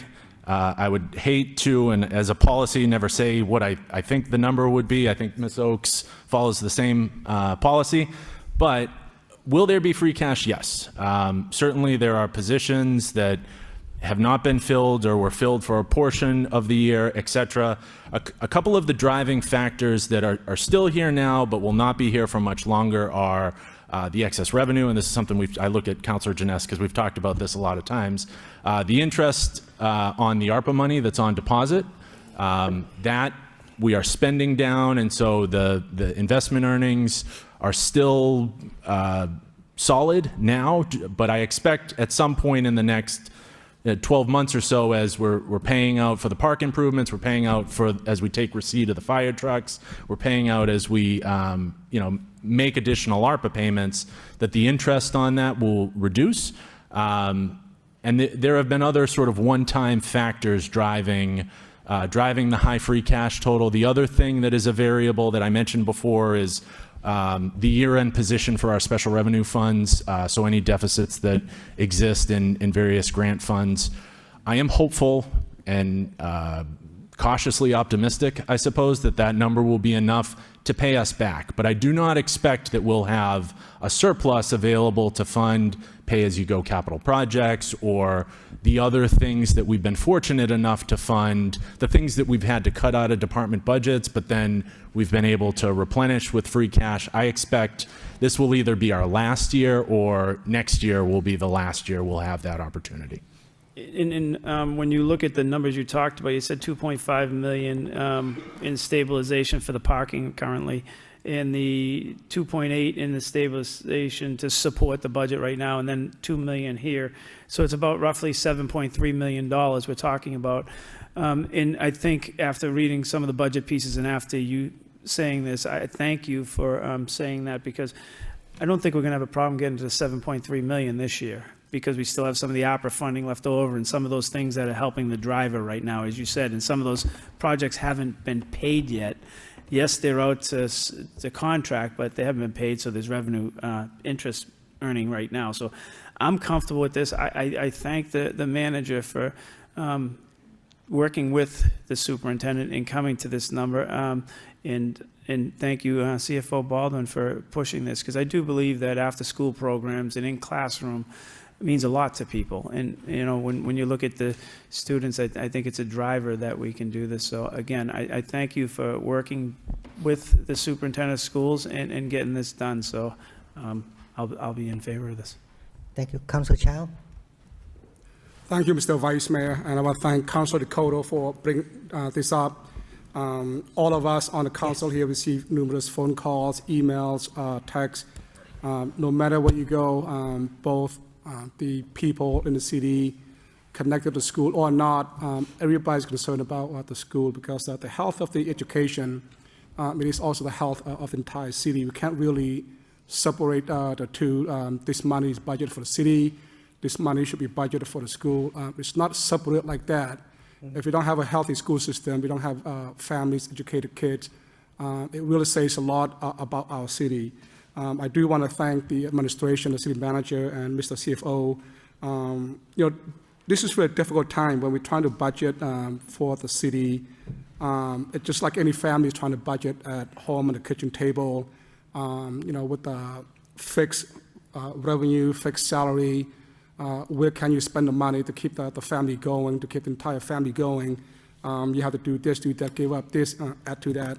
So it's not really that much different from all of us feel. So we all feel the pain, but it is an investment into our families. It is an investment into our city. So I really appreciate the administration and everyone in the city's understanding the decisions and the vote that we're going to make tonight. Don't think about it as we're taking money away from this good thing, put another thing. It's not a zero-sum game. This is holistic. This is for the benefit of everybody. And as the CFO mentioned, and Councilor Gitchie and Councilor Dakota, we are also concerned about the bond rating, which is the health of the city, and then going to spend more money in the future for borrowing and so forth. And my understanding, you know, we've been very, very fortunate through good management, through a lot of great fundings and grants from the state and federal. We've been able to add to the stabilization fund through a lot of grants, the fund from the federal, but I don't see that in the foreseeable future as much when there's a lot of funding being cut. So I am concerned about the growth of the stabilization fund, Mr. CFO. Through the mayor, to you, you mentioned that one of the ways to have the stabilization fund increase is to have free cash. Are there any other ways to increase the stabilization of the fund, assuming, let's say, we don't have any more free cash? Are we earning interest on the stabilization fund? Are we able to invest it for the unused money, just like the interest we earn on the unused ARPA fund? So I'm just looking for a way, if we don't have any more free cash going into the future, how can this money grow to over $10 million? I don't know if that's the magic number or not, but that $10 million as a minimum safety, that seems to sound pretty good. Mr. CFO? Thank you very much, Mr. Chairman. The answer to your question is yes. There are other ways to grow the funds. We had a long discussion not too long ago about investment earnings. Because it's a special purpose stabilization fund, the interest under the statute, the interest stays with the fund, and it is earning interest. So I have in 2024, the stabilization fund earned $750,000 in interest. Obviously, the higher the principal balance, the higher the interest it will earn. But that is one way we can grow the fund by keeping the amount in there less this appropriation on deposit. There are other, in a perfect world, and what some communities do is build an annual appropriation into the budget to go into stabilization as sort of a budget item. In some towns, it's part of the finance committee's budget. That's not really a luxury that we have in a gateway city. So free cash is our way to meet these aspects of our financial policies for the stabilization fund, but also for OPEB. So we usually take a portion of free cash, transfer that into the OPEB trust. But aside from those, any available one-time revenues that we may have available to us could serve as a supplemental funding source for the fund. Wonderful. Thank you so much. And I too will support the motion on the floor. I ask for everybody's understanding, whether you have kids or family school system or not. Just remember, we are one city, and during tough times, we have to come together. We have to give up here and there. Everybody just make a sacrifice, but in the long run, as my colleague spoke before me, it'll be better for the city. Thank you. Thank you. Councillor Jeunesse, and then Councillor Robinson, Councillor Belanger, Councillor Scott, and Councillor Noon. So, Councillor Jeunesse. Thank you, Mr. Vice Mayor. Thank you, Mr. Baldwin, for laying this out, and thank you to Councillor Dakota for bringing this idea forward. I too will support this. I'm happy to support this. I think that investing in our schools is something we need to be doing as much as we can. This will help, but this is a one-time thing for me. I don't think we can be sitting here in 12 months having the same conversation, because as we pointed out, there are headwinds that we're dealing with, whether that's the spending down of the ARPA money and so less free cash coming in from interest from that, or changes at the state and federal level, or any of the other challenges that we as a city face going forward. And I'd like to note too that this challenge of funding schools to the level that we all want is not something that's unique to Lowell. I was reading something this morning about the challenges Methuen is having doing the same thing. So this is a symptom of the world as it stands right now, and a symptom of coming to the end of a lot of these assistance programs that helped patch up our budgets for the past 5 years. And it's just a reality of what we have to deal with. But I think what the biggest takeaway from this for me is that I'm not interested in playing the school side versus city side game that's been played in this city so many times over the past few decades. I'm here to do the best thing we can for the city and the students and everybody.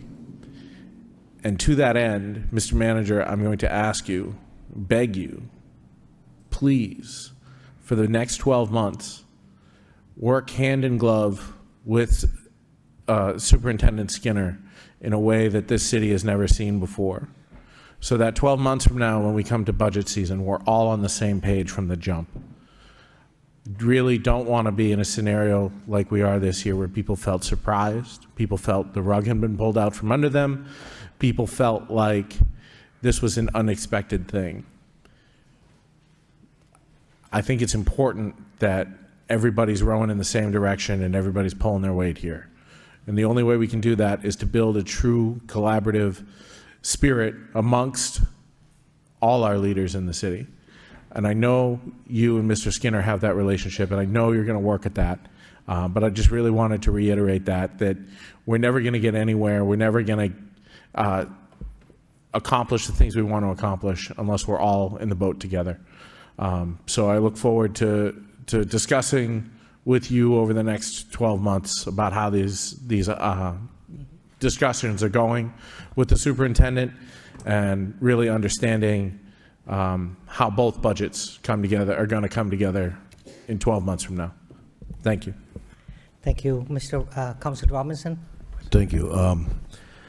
Thank my colleagues for bringing this forward. I agree. You know, education is definitely something that we have to invest in, continue to invest in. I do have some real concerns too. Is this merely a Band-Aid on something that's not sustainable? I think that's something that we really need to address. Is this money that we're going to give one-time funding to help? Because just say worst case scenario, we can't pay back out of free cash for whatever reason. Now, we take the hit on the bond rating. Are we back in this same conversation a year from now with it being $6 million due to inflation, or else there's going to be cuts? I mean, and we heard an analogy about family. Yes, we operate as a family, but when a family budgets and gets through hard times, the family has to make cuts. There's tough decisions that have to go, whether it's cable or whatever it may be, to get by. And so I understand there's cuts. We have many positions that are dulled. We're going to have to make some very challenging decisions next year with the ARPA positions that are on the books. So, I mean, we're heading in to a year next year where we're going to have our own struggles when it comes to people getting slips potentially. So I can support this, but I hope we're not back here again a year from now looking to do this again, because this is not sustainable. Simple and plain, there's no way. And I mean, again, with the unwillingness to even move on a centralized facilities, every bit of this $2 million and then some is going to be required to maintain our facilities. I can guarantee you throughout this calendar year, especially with the tariffs and everything else, be it increased at a rate that we've never seen before. So, I mean, any additional funding is going to be very scarce and dried up over the next fiscal year, I'm sure. But I'll support this.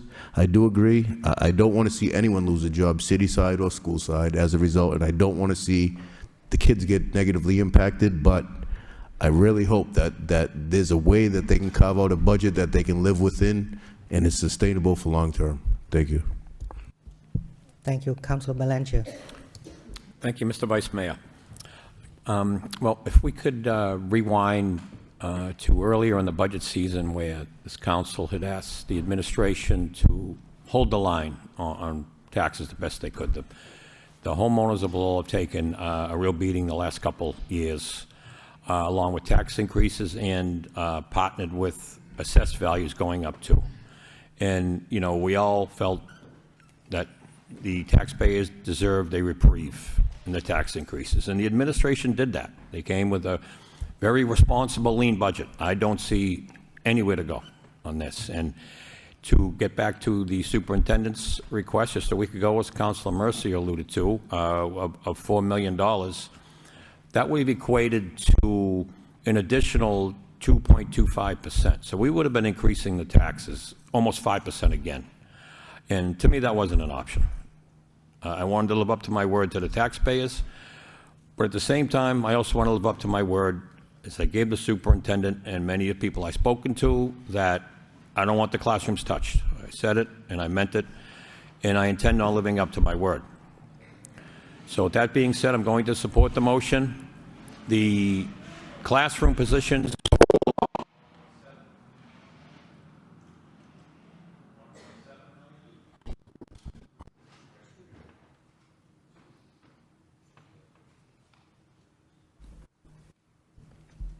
Oh, there we go, back on track, thank you.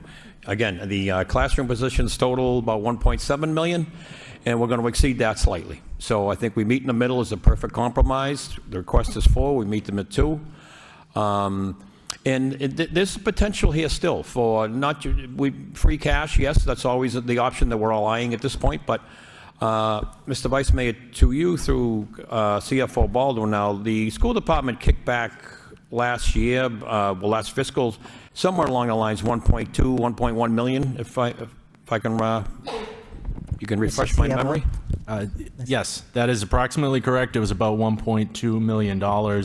If we netted out the bills that were paid with the current year, Yep. that number would be probably closer to $750,000 because those bills were due in the FY24 budget. Gotcha. But yes, you're right, Counselor. Okay, so they did kick back some, and they did due diligence. Hopefully, we can count on them in that regard again. As to the state budget, I'll admit things don't look very optimistic for us, but things could change with the budget and the charter school assessment. Mr. Vice Mayor, through to the manager, is there a possibility where things could change still? I know the percentage is dwindling, but what are your thoughts there? We can make up some ground there and pay ourselves back on that front. Mr. Manager, you want to answer now, or you want to wait till be the last? I can wait till after Okay. the council is. Thank you. That's Thank okay with Council LeBlanc. Okay, yes, all right. Yeah, Well, Councilors. we're going to find a way to get this done. There are different avenues other than free cash, hopefully, but everything needs to be looked at on both sides of the coin. As I said a week ago, with the school department, with us, some difficult decisions are going to be made. As Councilor Robinson alluded to, there's no two ways about it. But touching classrooms to me is an absolute last resort, and I'm going to stand by my word to not touch the classrooms and support Council Dakota's motion. Thank you very much. Thank you. Councilor Scott. Thank you, Mr. Vice Mayor. I would just like to, just say that I understand there's a lot of competing needs in the city and a lot of things that we have pushed as a council, more paving, firehouse repairs, 311 system, improved school conditions across the district, and a facilities department that we're trying to create. So there's a lot of things that we've asked for. In the same breath, I think the $4 million cash cut was pretty, it's pretty tough for the school district to come up with that much money at once. So I do look forward to supporting this. It will come back, I guess, in 2 weeks for a vote, I believe. For a formal vote will have to be taken. I do think it would be helpful, though. I've heard some counselors say that, early childhood will be brought back, or after-school programs. Possibly, if we could ask Superintendent Skinner to be at the meeting to let us know what his plans are with the additional funds, just like we would with any other department that wanted to come back looking for additional funds. So that's something I would like to see. Thank you. Thank you, Councilor. Councilor Nguyen. Thank you, Mr. Wiseman. I do appreciate the managers' healthy relationship with Superintendent Skinner. And yes, hearing you agree to continue sometimes difficult dialogue with the superintendent, it need to happen. I do share my colleague unwavering advocacy for school and particularly for our children. Through you, Mr. Vice Mayor, to CFO Baldwin, how much money do we have now in the reserve? Mr. CFO.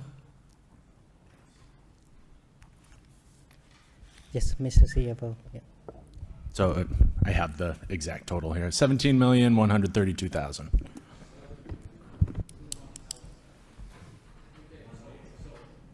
So I am very hopeful. I am hopeful that we will have the free cash, by the beginning of next year, and that free cash can come back to reserve, right? The other part that I'm hopeful too is that the conference committee, and I hope that the House win. If the House does win, and then there's on the charter school reimbursement, it'll be like almost $2 million there. So I think at the end of the day, our children win, and we have to do this doing the right way. I thank Councilor Dakota for bringing this up, and like the rest of my colleagues, I will wholeheartedly support this. Thank you.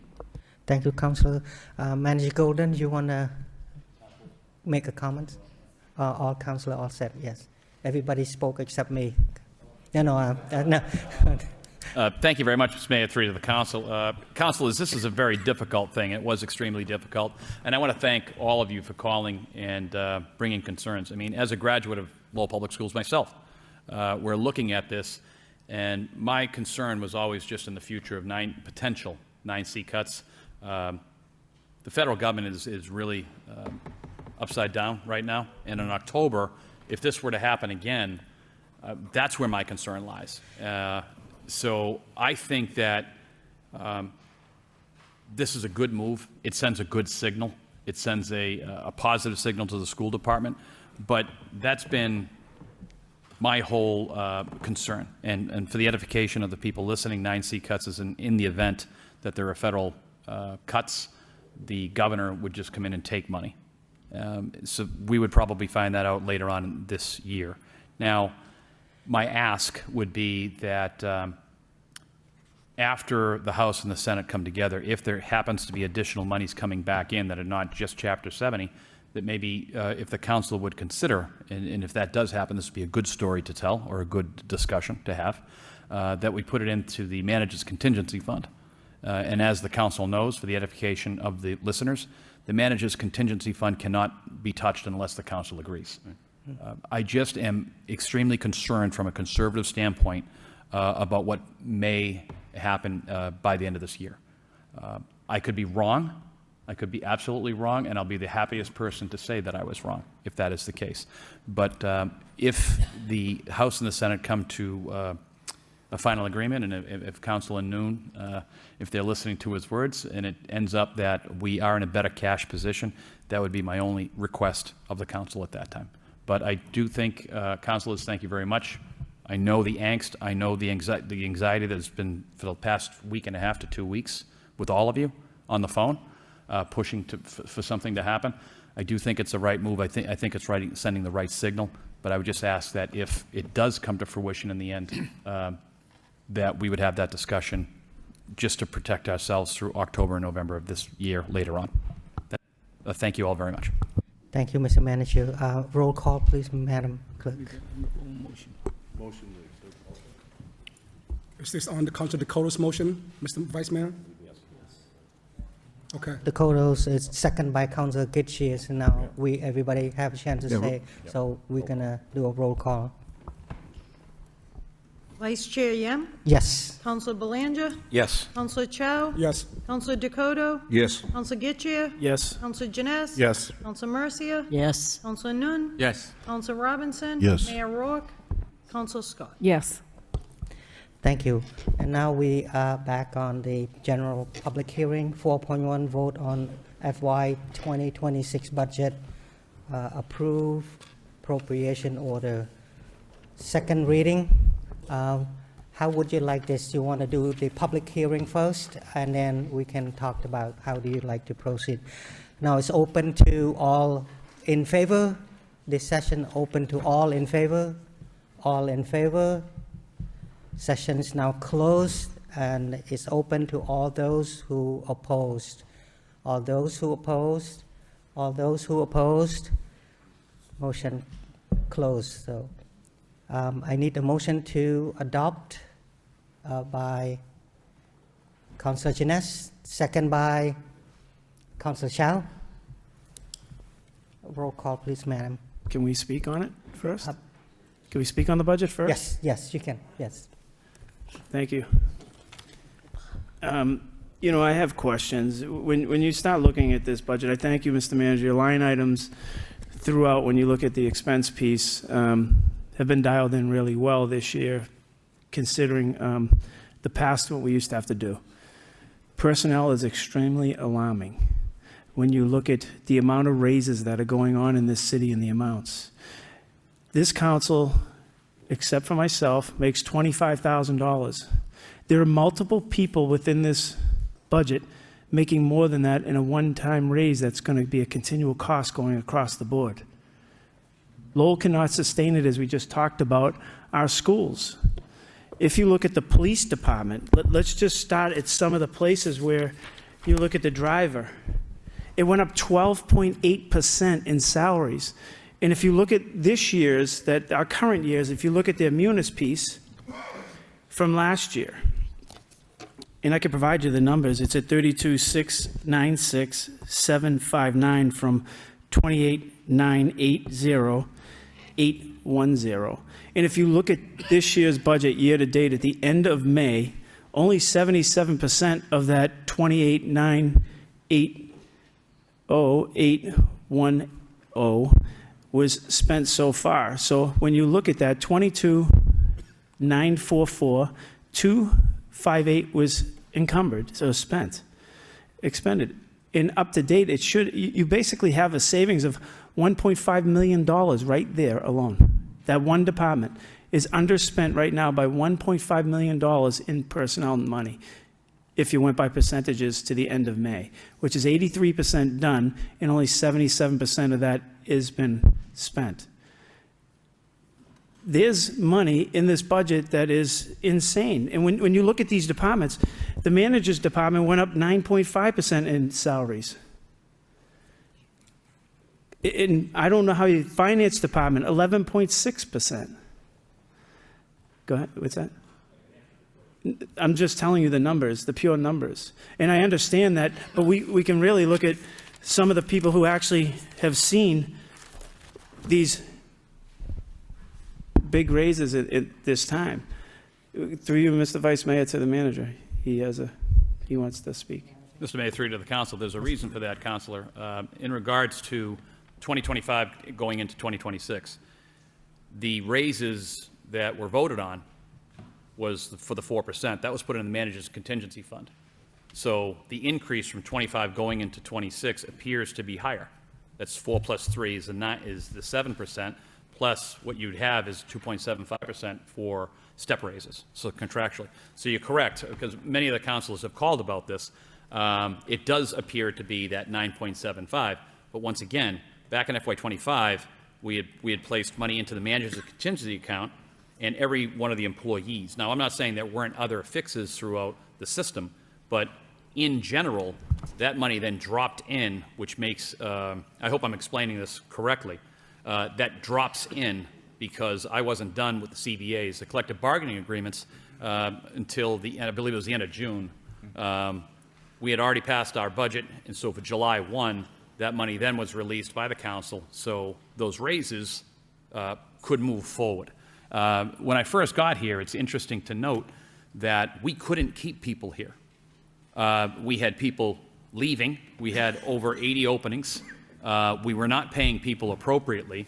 I don't think at any point in time we were trying to keep up with the cost of living, and I do believe that we did that. And that was one of the first, but that is actually the first budget that I was here for. So there is a reason for that. I just wanted to let you know. Now, I don't want to discount the comment on a couple of people going that seemed like they've received a big raise. And in some instances, what we did find out were people were going to leave city service. And when they were leaving city service, they were going to do the same exact job in another municipality. We did a quick study to find out what those folks were making. And we found out that, yes, we were indeed paying people far below what they should have been paid. So there's, I hope that is the explanation of, once again, the 4%, our collective bargaining agreements say 4%, 3%, 2. So it's 9% overall. And then once again, on step raises, now these are this is collective bargaining agreements, the 2.75% on CBA raises are in there as well. The explanation to me is that over a 2-year period, some people went up 17.1%. That's a lot of money. And when it goes through the whole thing and you start looking at percentages and increases, we didn't do this at the water department. We spent $1 million extra rather than give people a little bit more money to bring in people. But we did it for certain people in these budgets and made the expectation extremely high. And some of these, if you go and look, are paid well over what other communities are paid of the same size and same piece. I looked it all up. I understand what you're saying, but when you're in a inner city like the city of Lowell, and it says that you get 19% of, you read the front of the budget, and it's the same page as it was last year and the year before. When you look at it and you say 19% of the households have an income below $25,000, and we gave that away in a raise. That's a lot of money. And when you look at it, it says household income of 73% of our city is under $73,000. We just gave out 1/3 of the raise to certain people. So it has to have a dynamic where we can afford, because now we're at the point where everything's subsidized, and who's paying the bills? If the state comes in, like we've said over and over again, other communities don't have this problem because they build up or they have the wealth. We don't have that wealth. We're relying on everybody else. to pay the bill. And it's getting to a point where you're looking at these increases over a 2-year period, and you're looking at one that went up 42%. That's a large increase. And I thought the past person didn't leave, he retired off. And we still paid that. So it's alarming, and I just think that it's a very hard number to absorb. When you're looking at departments just this year, the driver is way up, and they still have $1.5 million under at the same period of time by percentages spent. That's a lot of money. And I understand we just took $2 million, so it's a balance piece. But at the end of the day, should we even have that much in free cash if we're pushing that envelope and not holding money? Thank you. Councilor Mercier. Thank you, Mr. Mayor. I have done a thorough overview of this budget, as well as the 5-year capital improvement plan. A lot of thought went into both, in my personal opinion. We could sit here for a week and make cuts. I don't think it'll all be that much, which no doubt other councilors probably feel is the proper way to cut a little more out of the budget. But we must choose raising the bar and address challenges by making strategic investment, because that's what I heard from every member of this council when they asked for better streets, cleaner neighborhoods, equal pay, and compensation for employees comparable to surrounding communities, and to improve proper public safety. And I am saying this because I've seen it firsthand, where we train employees only to have them cross the line and go to Dracut, to Tingsboro, and make a heck of a lot more. We have 115,000 residents in this city, and they're getting a particular salary, and they're going over the line to Dracut or Tewksbury or Chelmsford, which has a smaller population, and they're getting much more. That is unfair to the people that work here, in my opinion. I'm not saying I'm right, but it's my opinion. So if you want it, you have to pay. It's called an investment. It's called raising the bar. It's called, you can't have it both ways. This budget was presented to address council goals. This budget reflects what this council expressed to the manager through motions, through requests, and through suggestions. We're not here to hurt anybody, specifically the taxpayer, but we're here to do a job and to see if there's any fat. I can't find it. I know that there are councilors that have questions and suggestions, things that I probably overlooked. I'm not perfect. I know you kind of think I am, but I'm not. So I welcome their input. I would suggest, if I may, Mr. Vice Mayor, that we recognize the public first, let them all speak. If there's anybody here that wants to, then go through each department, not line item by line item, and ask if any council members have any questions or concerns from that particular department, and then move to the next. I believe there might be about 29 departments. I would even support going over the 10 o'clock rule, which I don't like that, but I will do that for the sake of getting a job done and not prolonging this duty. So let us work together to get this done, and I put that in the form of a motion if my colleagues support the way that I'm saying it. Thank you. Anyone second that? There's already a motion on the floor, Mr. Vice Mayor. There's a motion. The motion is to do the budget. I'm suggesting how we get there. Motion was to accept. That was. Well, we're doing a budget, aren't we? They put a motion on We're to not accept. doing the budget, we're just accepting it? That's what- I guess nobody has questions, and The then, motion, you can speak on the motion as was allowed. That's what you're saying, but Let me, there is a motion on the floor. Councillor, let me turn to our solicitor, so the best way to handle Mr. I'm just suggesting how to Thank- get there. Thank you, Mr. Vice Mayor. I mean, based off of what I heard, I don't think it changes anything from the original motion. I think Councilor Mercia is just suggesting the way in which we would move forward through discussing the budget in what I can only imagine, in her opinion, is the best way to do it, the most efficient way to do it. I'm not sure. Okay, let's Mr. do this. Mayor, Let's, have- Mr. Vice Mayor, could I have yes. a point of personal privilege? Yes, sir. The point is that we already opened up to the audience to speak in favor Yep. and against. So why would we do that again? They already had the opportunity. A motion was on the floor to accept the budget, and that's what we're doing. You have a right to talk on it, as all of us have done. So why would you need another motion on top of a motion that we're doing the same exact thing? The point is that the function, through you to Mr. Solicitor, is it wasn't, the motion on the floor, we already opened it up, right? Yeah, We did, and we closed it, and then we in favor and against, right? So why would we redo that? I guess the point is that there's a motion on the floor to accept the budget, and we're just talking about the budget. So every person would have the same opportunity to do exactly what Councilor Mercy is doing under the motion that's before us. The public was in favor or opposed, that's for the public, and then open up to Councillor, and you spoke, and Councillor Mercier spoke, and Councillor Robinson will be next to speak, but that's her suggestion. Councillor Mercier just suggested when it's time, we can then go department by department. If anyone has any question, they raise it, so this way we move along, right? Is that summarize it, Mr. Solicitor? Oh, thank you, Mr. Vice Mayor. I mean, I certainly won't speak for, Councilor Mercier.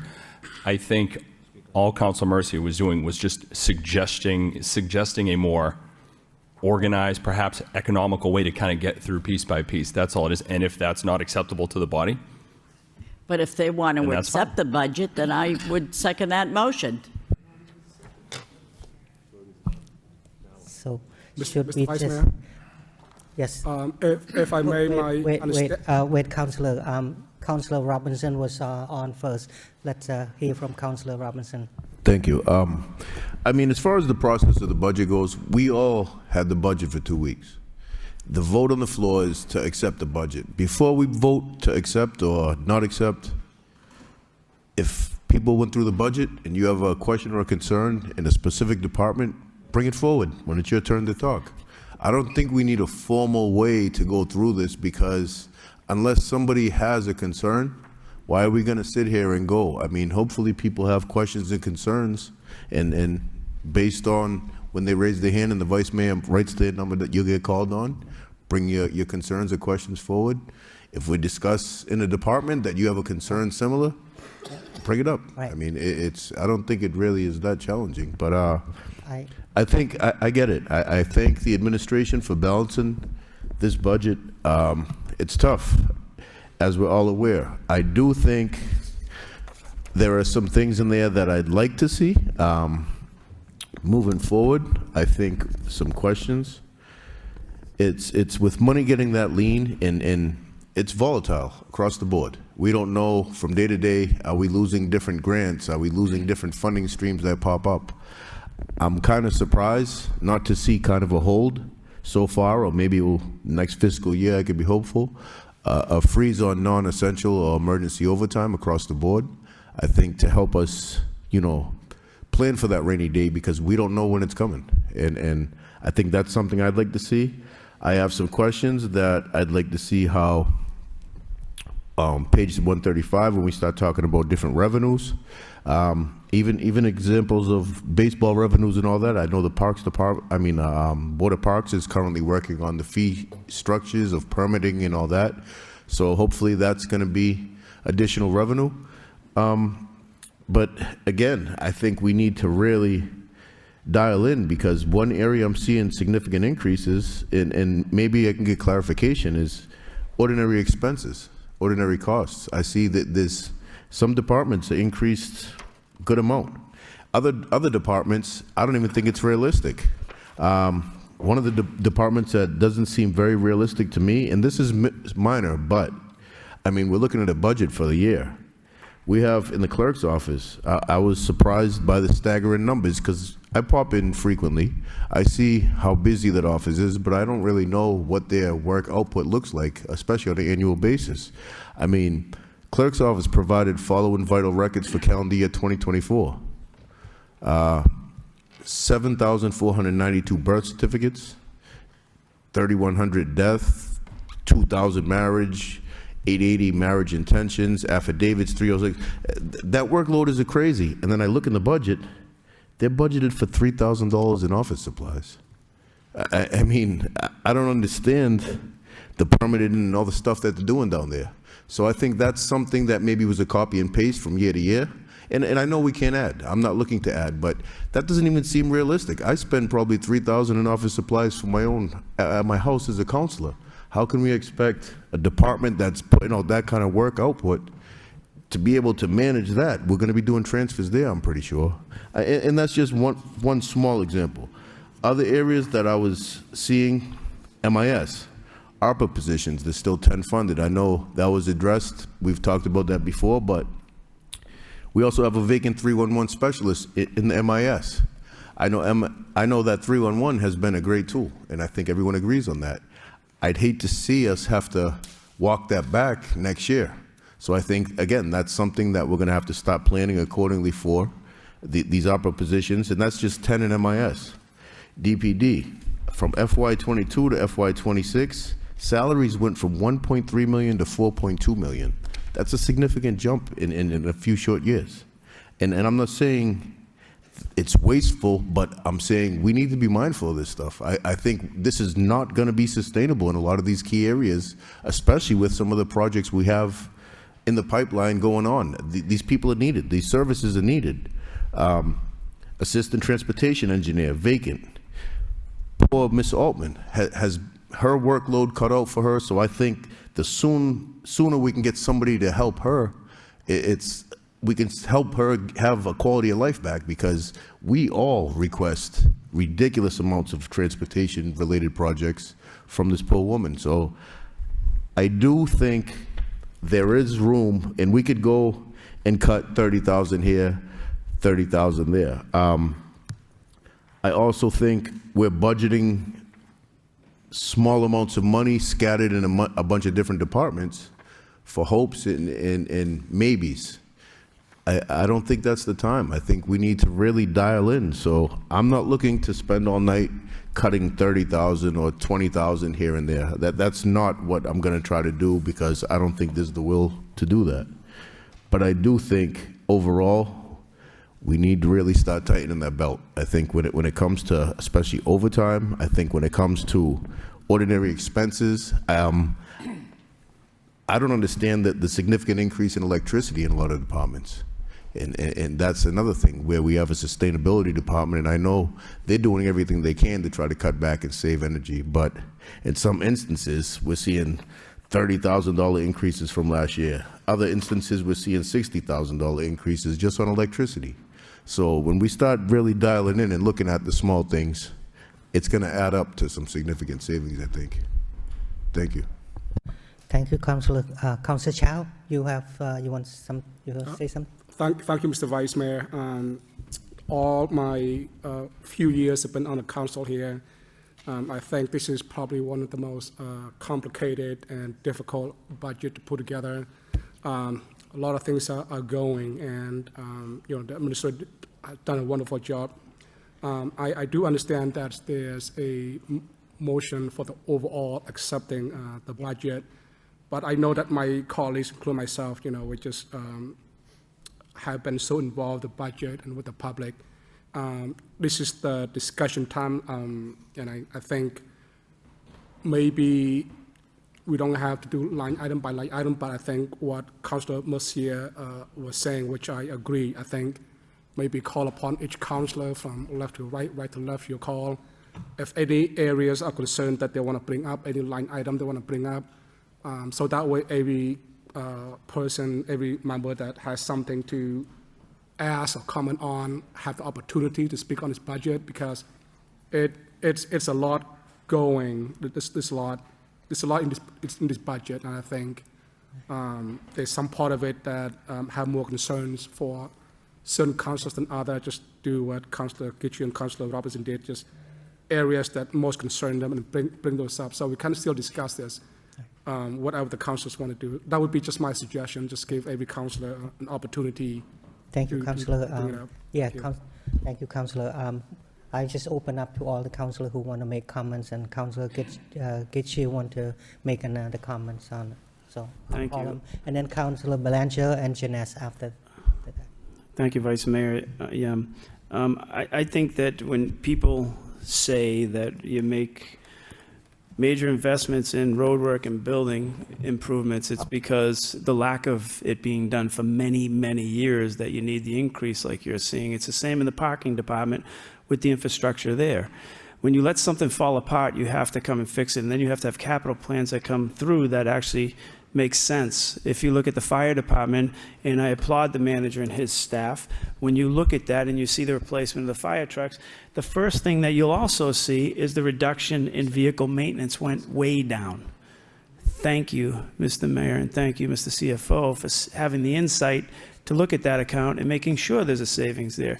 So yes, when you're council and you have vision, you have to look and say, okay, how do we maintain roads? We don't just wait till they fail and then replace them. That's the worst thing you can do, and it's the highest cost. And it's the same thing with our parking garages. So being on this council, I have taken a lot of pride in our maintenance and our capital going forward. And there's a cost. And yes, there's a cost up front, but there's a long-term savings. And some people don't have the vision to do that. If you look at your council on aging right now, and you look at the cleaning supplies, I'm shocked. Right now in our Munis report, you budgeted $6,385 up to the end of May. You know what was spent there? $946. What are they cleaning? We've had this problem down there with the cleanliness of the place. And out of a total year, you spend $900 cleaning something.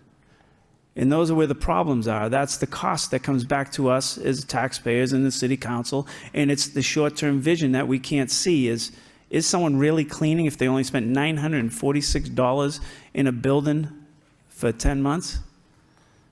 So that's my concern, and that's my concern with the roads is many years they were not maintained. The building's the same thing, and I think the manager has stepped up, and there is a cost. But I think the driver is a few years from now, you're going to see the savings. Many of us won't be on this council at that point, but that's the point, is leaving the city a better place than when we got it. And you know what, when we got this, all three of those places were in desperate, desperate repair, and we've sat here and pushed for a better city. And anybody to sit here and say that that's, an expense, it's really a savings in the end when you start looking at it, and it's up front. So, Mr. Manager, I think this was one of the best budgets I've seen, line item by line item. I went through everything. And like I said, my concern in this budget, as I've raised before, is the personnel piece where the raises are extremely high, and I don't know how we're going to afford it. But when you look at a 2.5% increase, I don't know how you're going to go back and get any less than that. When you're trying to drive a school system that, when you look at it, has many, many challenges, from the MCAS scores to just trying to get people fed. Some people will never understand that in this room, but you got to go work in a school for a year and you'll find out. When a kid comes in, he has behavior issues, and it takes 3 people to work with that child, and there is an expense. And that all falls on us. And if we're going to create a city that's going to house people and we're going to be sustainable, we have to do it through our schools. And we have to do it through our road work and all of that. I think when you put together this budget, I think it is one of the best ones. It took us 3 years to get to this point, and we've been fighting every line item through. This council has changed with the development of neighborhood counseling. We have looked at our neighborhoods. We have looked at our schools. We have done a lot better. That was failed for many, many years by our government. And I thank you for everything you put forward here. I think that going forward, the only challenge that I see is the personnel services running more than what it costs us in healthcare at this point. And I think that those two dividers, if they come together, then it's just a cost. And I do think long-term, as CFO Baldwin pointed out in the parking department with the buildings there, he said right out, look, they will be repaired and they will be a savings, or we'll catch up with it in out years. If you can't vision that, then you shouldn't be here, because that's what the vision is, to have a better high school, to have better school systems, to stop the... When we first got on this council took more calls on trash not being picked up. Think about our phones when it lit up like that. Mr. Manager, solve the trash problem. I don't really get many of those calls. There probably are a lot of them on 311 that we don't see anymore.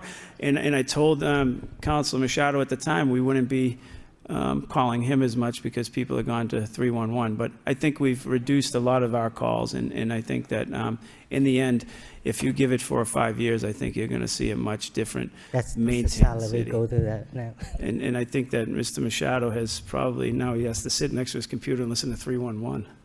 But again, I thank you. I did go through everything. I do have cuts here, but they're not overwhelming. And when you look at the numbers that you're trying to drive through and where we're going, I think this budget's going to work. Thank you, Councilor. Councilor Belanger. Thank you very much, Mr. Vice Mayor. Mr. Manager, to you and your administration, I've never seen such a lean, responsible budget in such difficult fiscal times in my life. You've done everything that this body had asked you to do, including some difficult decisions. Now, I understand the personnel piece is a concern to some of my colleagues. I get that. But for weeks, months, there was countless hours of dialogue about the retention of city employees, or how we were training in-house, and then a flight, if you will, out to the suburbs and neighboring cities and towns for more money. It was an ongoing discussion here. So something had to be done. We just went through it with the auditor's contract that we just extended, to find out that we were not paying her comparable salary to other cities and towns our size. So we had to meet that. If you want to keep and retain good help, it costs money. It's that simple. And that's what we intend to do. We want to keep every good help interior, in-house, promote from within, hire local, promote from within. That's my theory. And I think you've done a great job. You've changed the culture in employment here. We're all the department heads are all here tonight. And you've asked them, and there's one common denominator with all of them. You're asking them this fiscal year to do more with the same or less. There is no way to go here. Public safety was mentioned, cuts salary. Sorry, not cutting it, not touching public safety, not so much as a dime. It's bad enough. Ideally, police, we'd like to be at around the 250 number. We're at about 220, 225. Livable, but not where we'd like to be for the great job they're doing. So salaries, to me, it is what it is. That's what needed to be done to retain the employees that we have. So it's going to continue to go with cost of living increases. I get it. That's the process. We're going to do the best we can. But these department heads, I think there's a couple things I'd like to highlight here. When you do have good help, for instance, the Treasurer's Department, okay, through working together, the Treasurer is here tonight, working closely with the Law Department and the financial team, through cash deposit management, yielded $10 million in interest for the taxpayers to offer relief. Okay? That, to me, that's private sector stuff that you don't see in government too often. So I want to applaud the treasurer, him and his staff for that wonderful achievement. That's bonus. That's bonus money. I don't know how we're going to fare in the coming years with the interest rates and whatnot, but we'll take it for the time being.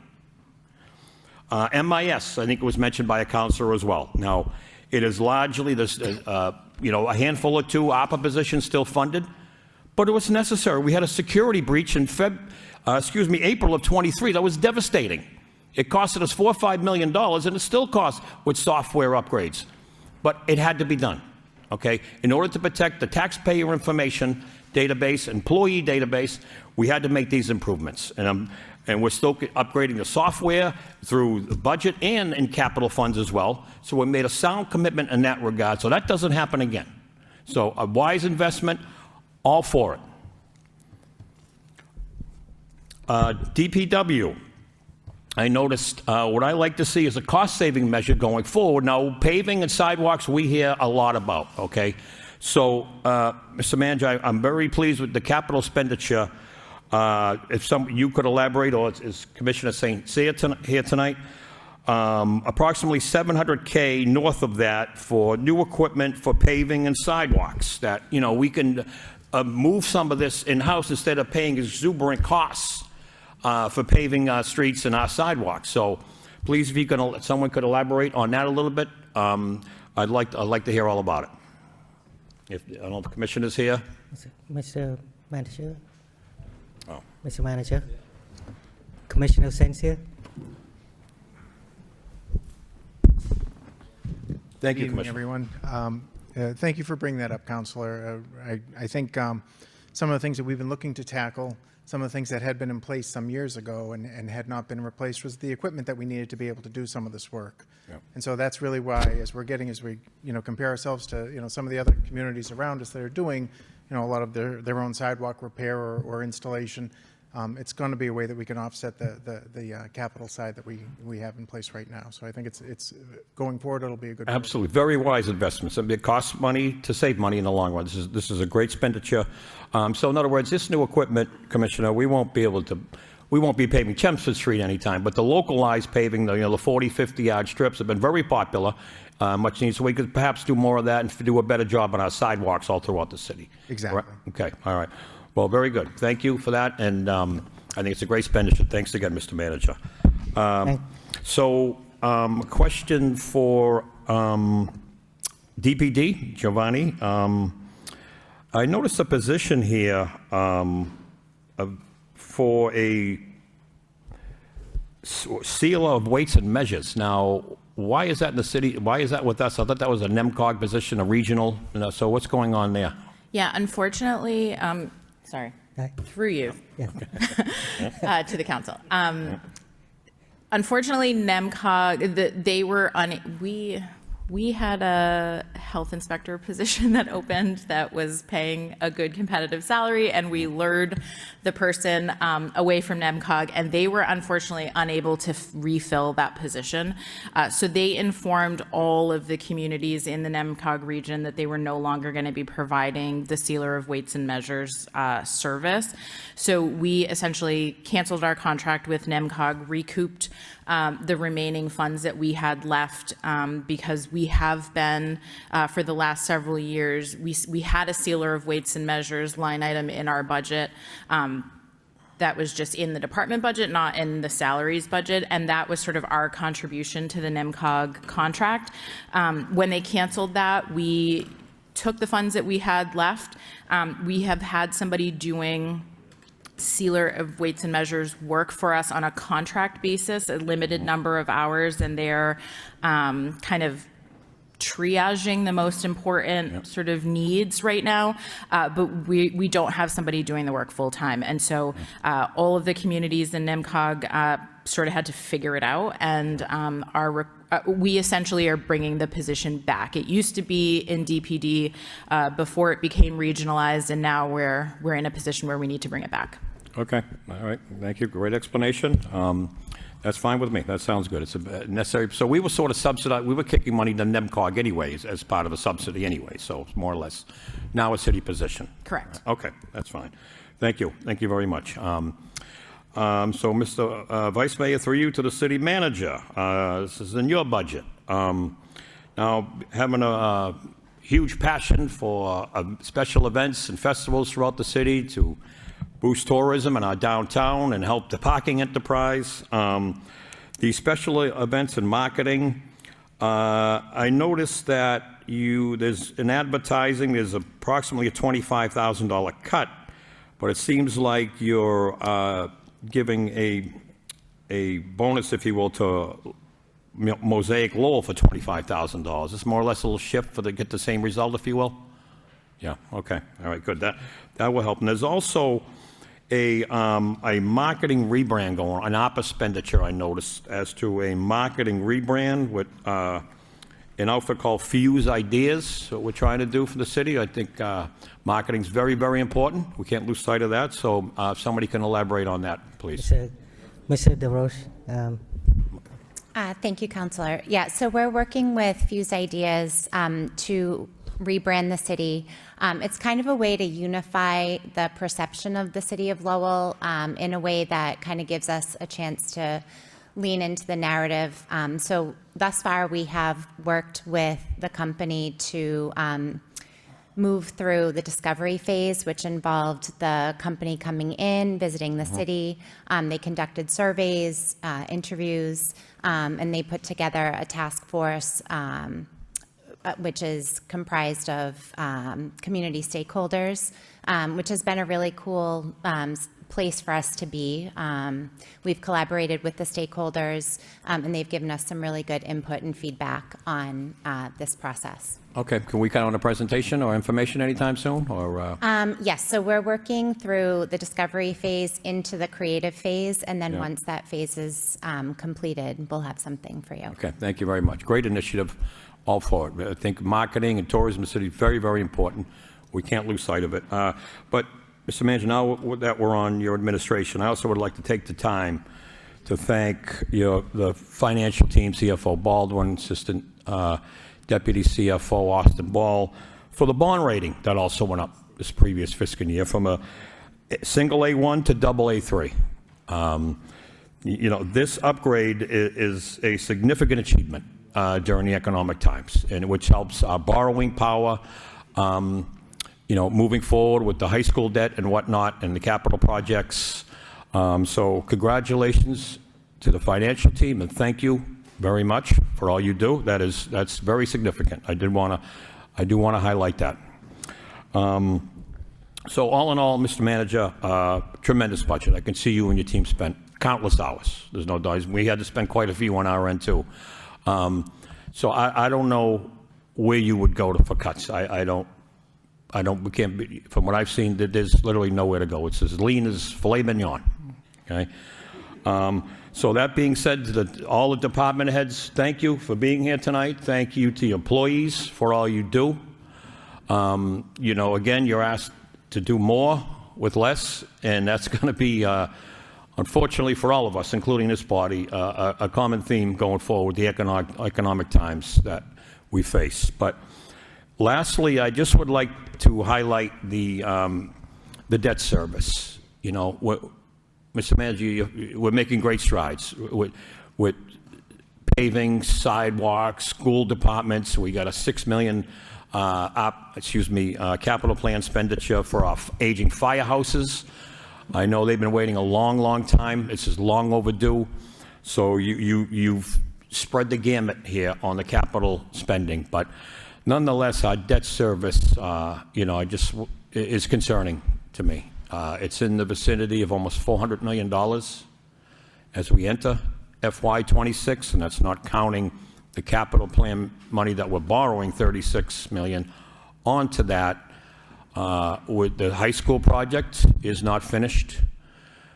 We have the water and sewer upgrades, that an unfunded mandate to separate the sewer and water.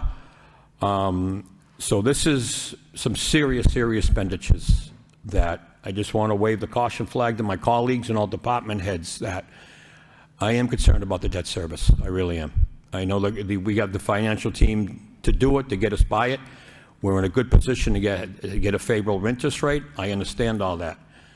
But going forward, we need to be very watchful of our borrowing going forward, Mr. Manager. I know good things are being done with it. So thank you to your administration for all you've done. And that being said, motion to approve. I'd like to make a motion to approve the budget for FY26. Thank you very much. We have 4 councillors who want to say something, so. Just put the motion out. Thank you. Right. Councillor Janice, and then Councillor Dakota, Councillor Noon, Councillor Scott. Councillor Janice. Thank you very much, Mr. Vice Mayor. I'd like to start by just saying thank you to Manager Golden, the financial team, and every department head that was involved in this process. This is a lot of work every year, and this is how our city functions. Without a budget like this, we're flying blind, and probably not in compliance with Mass General Law. But this budget, as others have said, is really a strong piece of work that's been put together by a lot of hands and a lot of hard work. And I appreciate the detail that's in here. I went through, and like Councilor Gitcher was saying, I make notes of a line item here or there that maybe we could save $1,000, but I don't think it makes sense to spend the amount of time we would have to spend to save $20,000, $30,000 as we've done in years past. I'm comfortable with this budget. I think this is a budget to carry us through the next 12 months and set us up for success in the future. One thing I would like to say to the public, if you haven't had a chance to read through this, I highly recommend, even if you just pull it up on the city website and read the accomplishments of each department that are documented in this budget, so you can really get a flavor for what the city's doing every day, day in and day out. All our hardworking employees really do an amazing job at making Lowell the best place I've ever lived. And so I really think that it's well worth your time on a Saturday morning, even if you just read 2 or 3 departments, to understand what each department's doing. Wouldn't recommend reading the whole thing cover to cover in 2 weeks, unless you have to. But just read the department accomplishments. And to that end, Councilor Robinson earlier mentioned everything that the city clerk's office does through the course of the year, the number of records they produce and the things they keep track of. And so one thing I would like to see us do looking forward, and this isn't a this budget thing, but this is looking towards the future, is really trying to find ways to automate things, make things more efficient so that we aren't trying to, cut our nose to spite our face or save money everywhere by cutting jobs or whatever. Making the investments, as someone else mentioned, to reduce your expenses going forward.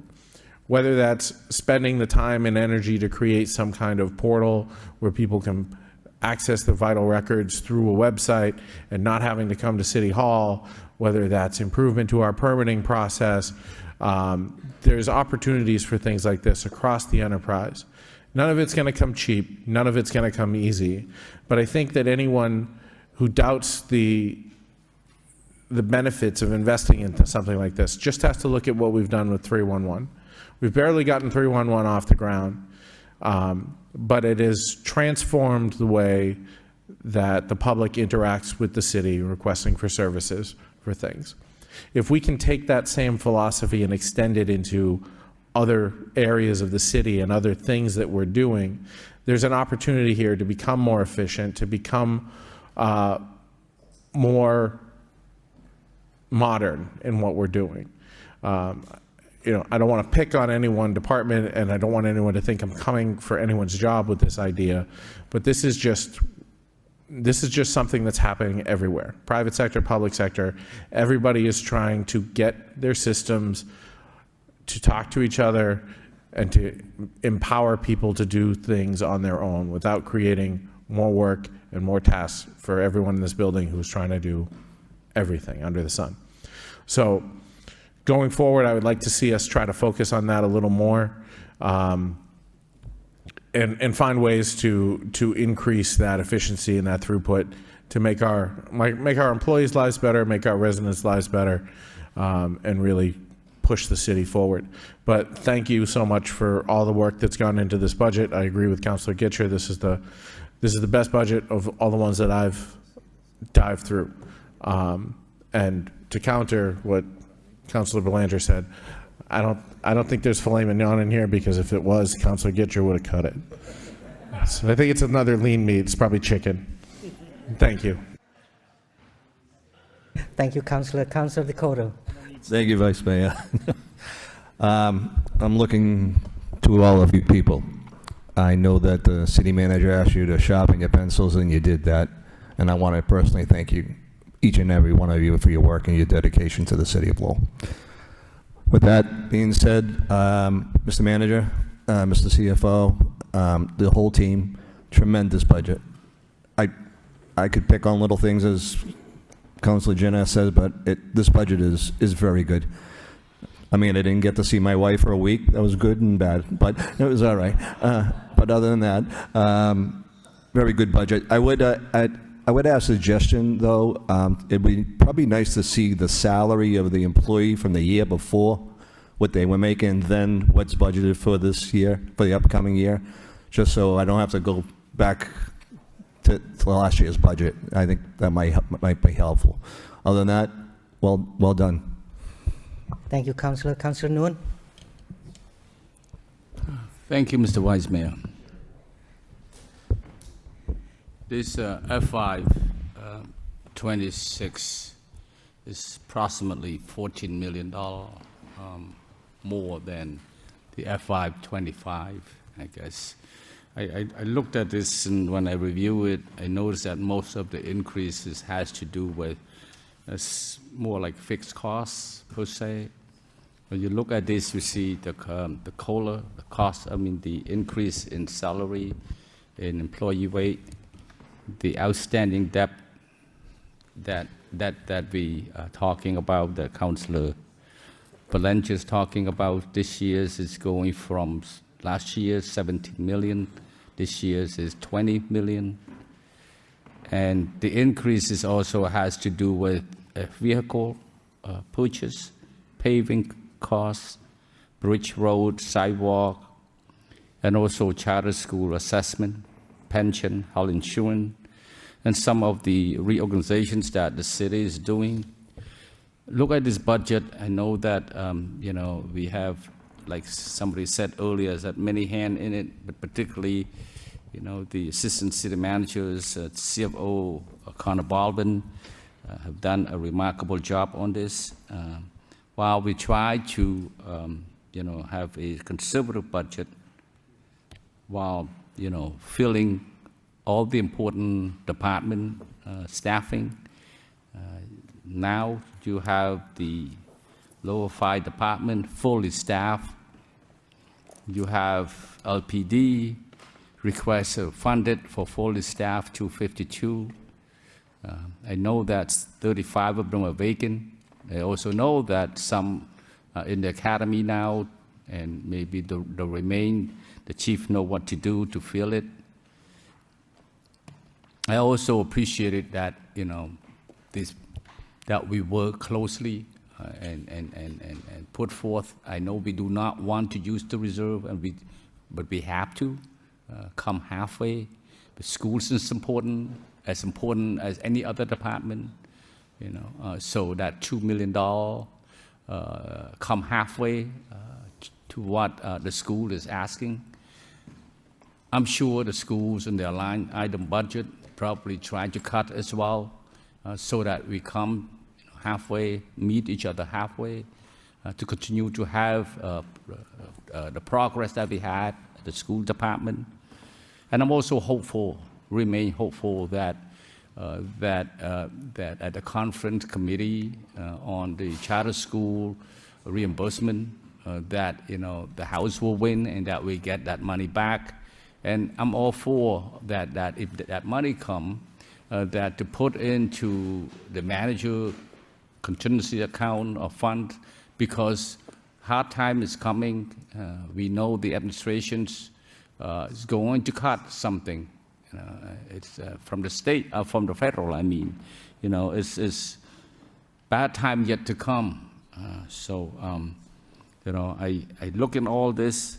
I do have some question, but I thought of to myself that those questions I can sit down with department, with the permissions of the managers, some of the department that need to address the deficiency, or maybe can do better in terms of you know, contract out work and stuff like that. And the question is, why can't the staff do that job? You know, and why do we have to, you know, contract out millions of dollars? You know, and how can we also rein in terms of overtime, do a better job at that? That is some things that the conversation that need to be had down the road. But as for this budget, I think it's conservative enough, while, you know, trying to meet all the needed for our residents. So I appreciate it. I thank you for the budget. Thank you, Councillor. Councillor Scott? Thank you, Mr. Vice Mayor. I'd echo most of my colleagues' sentiments. There are so many obstacles that you overcame within this budget, with health insurance increases, larger pension assessments, a lack of full charter school reimbursement, which, as Councilor Nguyen said, I certainly hope the House will win too. because that's something we definitely need to push harder on, is the charter school reimbursement. We also have the increased debt service from the high school project. So there's so many obstacles that you've taken into effect, but yet this is probably my 4th or 5th budget between the city and the school side, and I think this is probably the leanest budget that I've seen. But yet it still took all the priorities that this council had brought forward to. So I was very impressed with all of the work done on it. I took it multiple nights trying to find things to cut within it, and the only thing I came up with really was Councilor Gitchia's salary, which we didn't cut this evening, but we're going to need that probably for the stabilization fund in the future. So I would also, that's it. Thank you all, and thank you to all the departments for all of their hard work all year long. You're what makes Lowell incredible, and I also would move for approval. Thank you, Mr. Vice Councilor. Mayor, I figured I would leave that money there for Councilor Belanger to get his steak that he needs. Mr. Manager, save the best for last. Thank you very much, Mr. Vice Mayor, through you to the council. Councilors, thank you very much for your kind words, and I know we really couldn't be here. I couldn't be here without the last 14 days of taking the calls, and I know that the CFO and the assistant CFO have taken the calls working through this budget as a living, breathing piece. The comments that you've made throughout the year, we're typically writing them down to find out. The gentleman doing it is typically the assistant city manager, making sure that we stay on track with what the council is looking for. And then the assistant city manager, CFO, is the one that's saying, well, how are we going to pay for that? But so just to let you know, that is a full year. It is a discussion that we have week in and week out. We listen to what is being said by the residents of the city, but I have to say thank you very much to the department heads that are behind you. And before any of the department heads leave, I'd like to see you in the mayor's reception room just for a few moments if we get out of here in the next few. But I want to say thank you to the department heads, because we went back once and twice to really try to get everything we could out of this budget. We had a discussion today, noontime today, and we discussed how exactly to do things differently and how to continue to ask your employees to do things differently, to really take a look. And I believe these department heads are true professionals, men and women that are really putting their best foot forward every single day to make this city a better city. So I thank all the department heads that are here all day.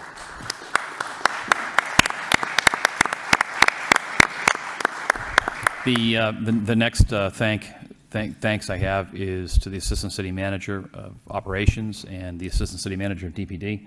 They've done a fabulous, fabulous job.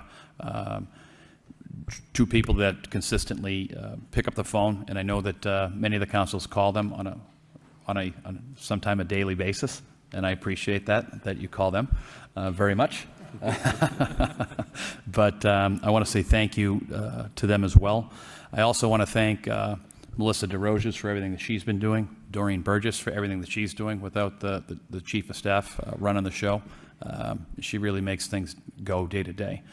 Last but certainly not least, we have, well, not last, but Corey Williams and his entire team. This takes a lot of folks. The auditor's office really does a fabulous job, Ms. Oakes and her team as well. But last and certainly not least, goes to Austin Ball. He is one of those gentlemen that has been working tirelessly. The heat and the pressure that Mr. Baldwin puts on Mr. Ball is unbelievable. Mr. Ball is an incredible protege of Mr. Baldwin, and this wouldn't be happening today. And we have errors and omissions if anyone wants to come up. We went through a bunch of stickies about something that might have been spelled wrong, or a dollar figure that was wrong on the back side, but it was okay in the inside. So we are still moving through ClearGov. But in all honesty, two of the finest gentlemen that we could have doing this. And when I said 5 months, I meant it. It's been 5 months that they've been working through this, through the ups and the downs. I've made comment about this. Things looked a little bit better until Austin came into me at 4 p.m. on a Tuesday, which I wasn't too pleased with, but it is what it is, and we'll continue to go through this. And my final comment is to the council. Thank you. I sincerely appreciate it, and most of you will come out and say, I'm sorry that we're bothering you or bothering you on a weekend or something like that, but this is the job. You know that when you see something, it is the job to call us, to let me know what your thoughts are, let me know, let the team that is behind me. I'm only as good as this team, and I really truly believe I have an A-plus team, and it makes me look good. So once again, councilors, don't stop the phone calls. I truly mean that. Councilor Robinson, I'm only kidding on Mondays when we had Monday off. We were sitting on 3rd Street looking at stuff. But this has been a real privilege and a pleasure to do this. And it is because of this council. And I truly believe the teammates that are seated behind you, and the teammates that are to my left and right, that are making this city the best city in the Commonwealth of Massachusetts. So I appreciate all of you, and thank you very much. Thank you, Mr. Mayor, Mr. Manager, thank you. For one, before the roll call, I'd like to say thank you to all our department heads and the staff who are in the other room watching us. And I just want to thank you and appreciate your hard work with what you may not have all the money that you requested, 2 or 3 times had been cut, but you come through, you make all of us look good, proud, keep our city safe, and the best place to live and raise our children. I, for one, thank you again for all your hard work. So now, let's vote on the FY 2026 budget appropriation order in the amount of $549,599,846. Mr. Mayor. Yes. Mr. Vice Mayor, I think that Councilor Belanger made the motion to approve the budget as presented, but Yes. was there, so I'd second that. Yeah. I don't know that we had a second. It was already. Well, Was there? I think at the start of it, we have a motion by Councillor Janess and second by Councillor Chow already. What Councillor Belanger said is just like he, for one, Okay. will approve, Okay. support the Councillor Janess. Thank you, Mr. Vice Mayor. I know we have a couple, before we take the vote, I know we have a couple folks on the council who have conflicts and Yes. can't vote on particular Right. sections, so I don't know if anybody wants to make that known before we cast the vote. Yes.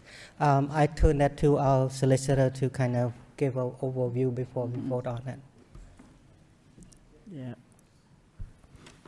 Thank you, Mr. Vice Mayor. So we sort of go through this every year. There are individual councilors that have certain conflicts in certain departments. The same protocol that we follow every year, we don't, those individual councilors don't speak on those particular departments in which they have a conflict. The vote that will be taken tonight is for the overall budget. So out of necessity, all the councilors are going to have to vote. It will just be noted in the record that each individual councilor, that their vote will not be on that particular department. But, again, all the councils have to vote on the budget every year. Yeah. While I have you, do we vote all as a package or we go department by department? No. Nope. Bottom line, one. Bottom line, yes, I read the bottom line. Yeah. But along that line, I also want to make a comment that I recuse myself from discussing the finance department because a family members work there. But as the solicitor said, I can vote on the budget as a whole that I've read, $549 million, $599. Yes, same with me. Right. I just want to reflect that on record. Yeah. Roll call, please. Vice Chair Yam, Yes. Councilor Belanger, Yes. Councilor Chow, Yes. Councilor Dakota, Yes. Councilor Getchia, Yes. Councilor Janess. Yes. Councilor Mercia. Yes. Councilor Nun. Yes. Councilor Robinson. Yes. Mayor Rourke. Councilor Scott. Yes. Okay. Thank you very much. Motion to adjourn? No, wait a minute. Oh, Can we wait, make an announcement, please? Wait, sorry. announcement. Oh, announcements. We have announcement. Anyone has I do. announcement? Councilor Mercia. Thank you, Mr. Mayor. There is an announcement about Memorial Day commemoration, which would be Saturday, the 31st of May, from 12 noontime to 3:30 p.m. at the JFK Plaza here. The City of Lowell invites you to attend a Memorial Day commemoration event to honor veterans and their families. join us for the posting of the colors presented by the Lowell Police Department, Honor Guard, Pledge of Allegiance presented by the Scouts of America, and touch a truck and a food truck. I will be touching the food truck. Thank you. Thank you, Mr. Vice Mayor. I would just like to let everyone know that the second annual Gun Violence Awareness Vigil will be held on Friday, June 6th at 10 a.m. here at City Hall. It's a community gathering to honor victims and survivors as we work to end gun violence in the Lowell community.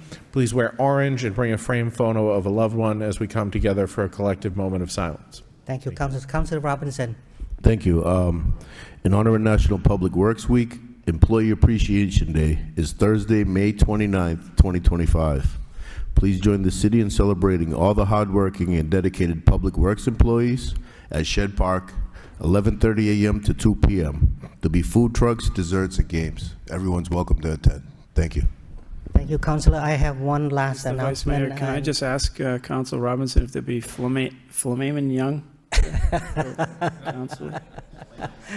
Filet mignon? I don't even know how to say it because I don't eat steak. All right. I have one last announcement before we make a motion to adjourn, is that we all want to wish our CFO, Connor Baldwin, a happy birthday. And his birthday gift is a approved budget 2026. I need a motion to adjourn by Councilor Dakota and by second by Councilor Getchia. Have a good night, everyone. Thank you again.